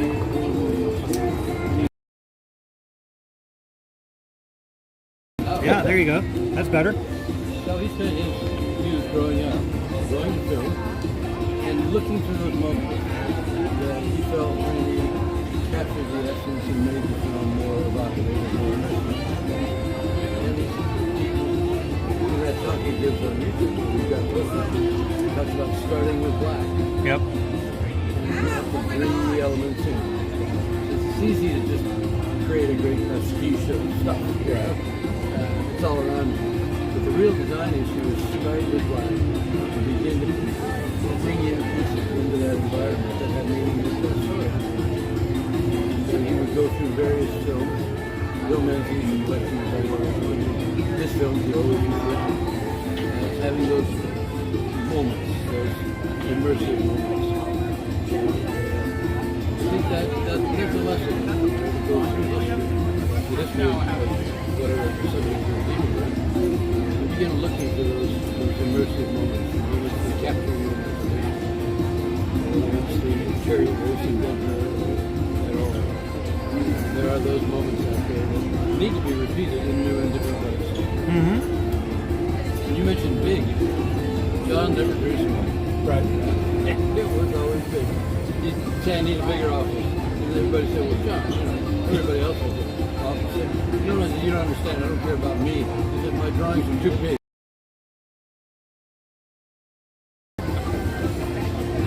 Everybody started on 20 by 30 illustration board. That wasn't enough for him. He had to go to 40 by 60. And then when he finally figured out, we told the story, but when he finally figured out that the 8.5 by 11 pieces of paper would fit together and Xerox into the cutting machine, they pioneered laser cutting. They were perfect. The old stationery was wiggling more pieces of paper, but the new stationery from Xerox was perfect. And so he then developed this technique of mosaic drawing. He could draw in one 8.5 by 11, and one next to it, and one next to it. And on an airplane, he had this hyper fantastic mental capability. He put them in his briefcase and draw the next one. And all of a sudden, we get off the airplane and we put this in perfect perspective. See, That's the stuff. You know, like I said, it's those kind of stories that for a creative person, it sparks something in you. Yep. It just does something and makes you go, you know what? I got to get home and get to my paper, get to You somewhere. were saying it wasn't big for big city. It was to get the audience into the Right. That's what big was important.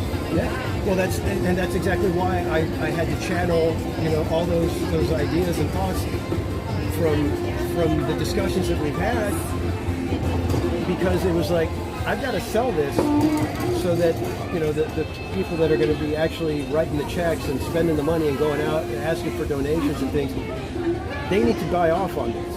It can't be wishy-washy. He always used to joke that the notion of bigness started when he was about 7 or 8 years old. And he would walk through his violin lessons, and along the way, he would pass this one area where they were painting a billboard on a big brick wall.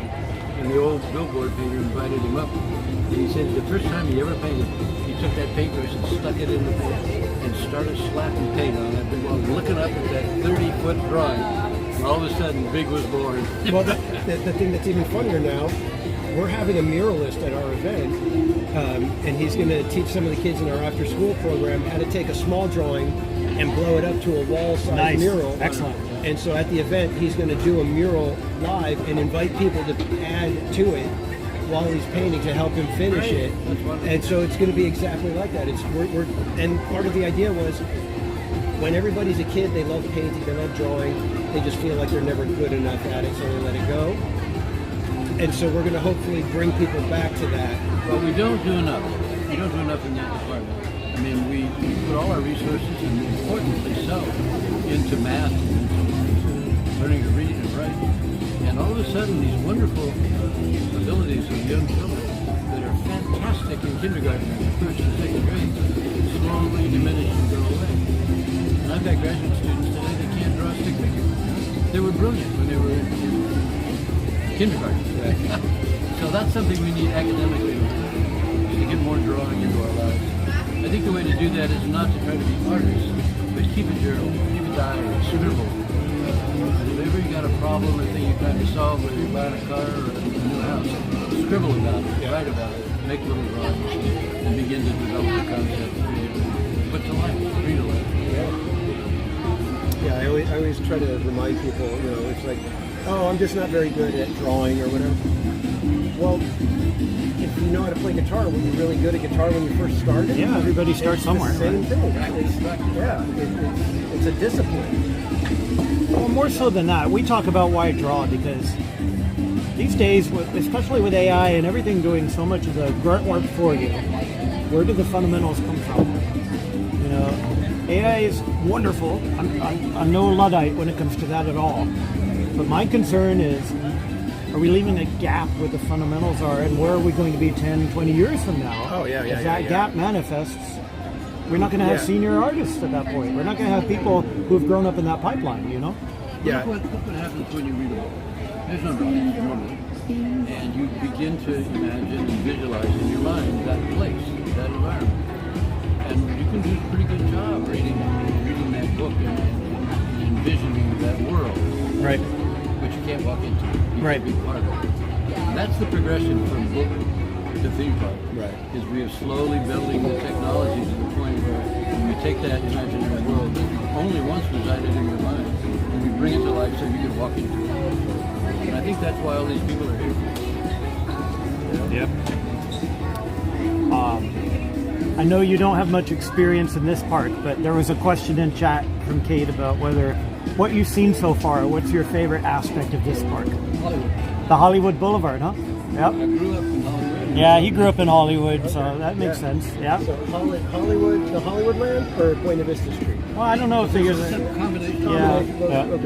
The fact that whenever I say a little moment, it brings back a moment at Carthay Circle. Yep. I used to, as a kid, go there. Yep. It brings that to life. So yeah, seeing Carthay Circle, seeing Hollywood brought back to life is great.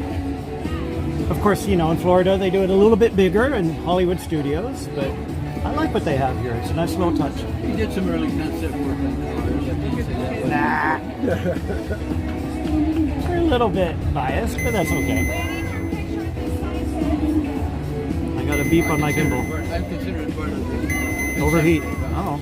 Overheat gets locked in. I don't think so. It just died. I got it. Hello, surfer girl, my friend. Hope you're doing great. We are here with our friend Danny, Theme Park Casual. Yeah, I love.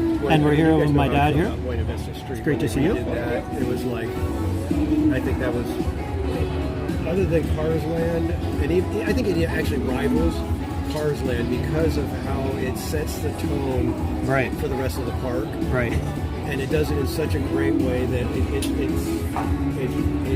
on the level of Main Street where it brings you in and then sets you, as you're leaving. Right. It's that wonderful little goodbye as well. Right. And there's just something about it that they did excellent with Buena Vista Street. Right. And it's so much better than when it was when it opened. Like it's miles better. It's Right. not even like just a little bit better. Right. Well, I'm getting lots of grief from my gimbal, so I think it is not happy right now. Something else besides me. We like watching you, Dad. They see me all the time. Yeah. Meanwhile, I'm here, the novice, with the gimbal, trying not to get it to overheat. We'll see how long it lasts, but I may have to call it soon. Well, let me see real quick here. I'm usually on. You're PTF. usually on PTF? Yeah. Oh, maybe it matters. We'll see. I don't know. I was gonna say I don't know if that's going to make a difference. It's all good. Or not, It's all We good. should talk more about, not now, but No, now. encourage young people to draw more. Yeah. Drawing can be, we found an old mural painting that did George Washington crossing the Delaware. Yep. And it was part of an early concept development for American adventure. I know you guys can't hear. I'm sorry. I'll invest in a external mic at some point. Go ahead. But the important part was that we unfolded this mural and it was so big, 15 feet long. Oh, wow. 5 feet tall. I mean, you couldn't ignore it. You had to do something with it. And we started digging around, and all of a sudden we think we found a home for it now in the new Glenn Beck Museum. But the important part was the history that it told. That day he crossed the Delaware could have been probably was one of the most important days in American history. Yep. Because the war was lost. They had 30,000 British soldiers. And we had 6,000 guys that were all sick and tired of it. Everybody said, we've lost the war. It was that one brilliant moment that changed the whole history, the whole course of history. Not only of America, but for that matter, the world. And so here you have a drawing. It just keeps reminding you of that moment. Yeah, kind of exciting. Yep. I think I'm going to have to call it soon, folks. Yep. It's just dying.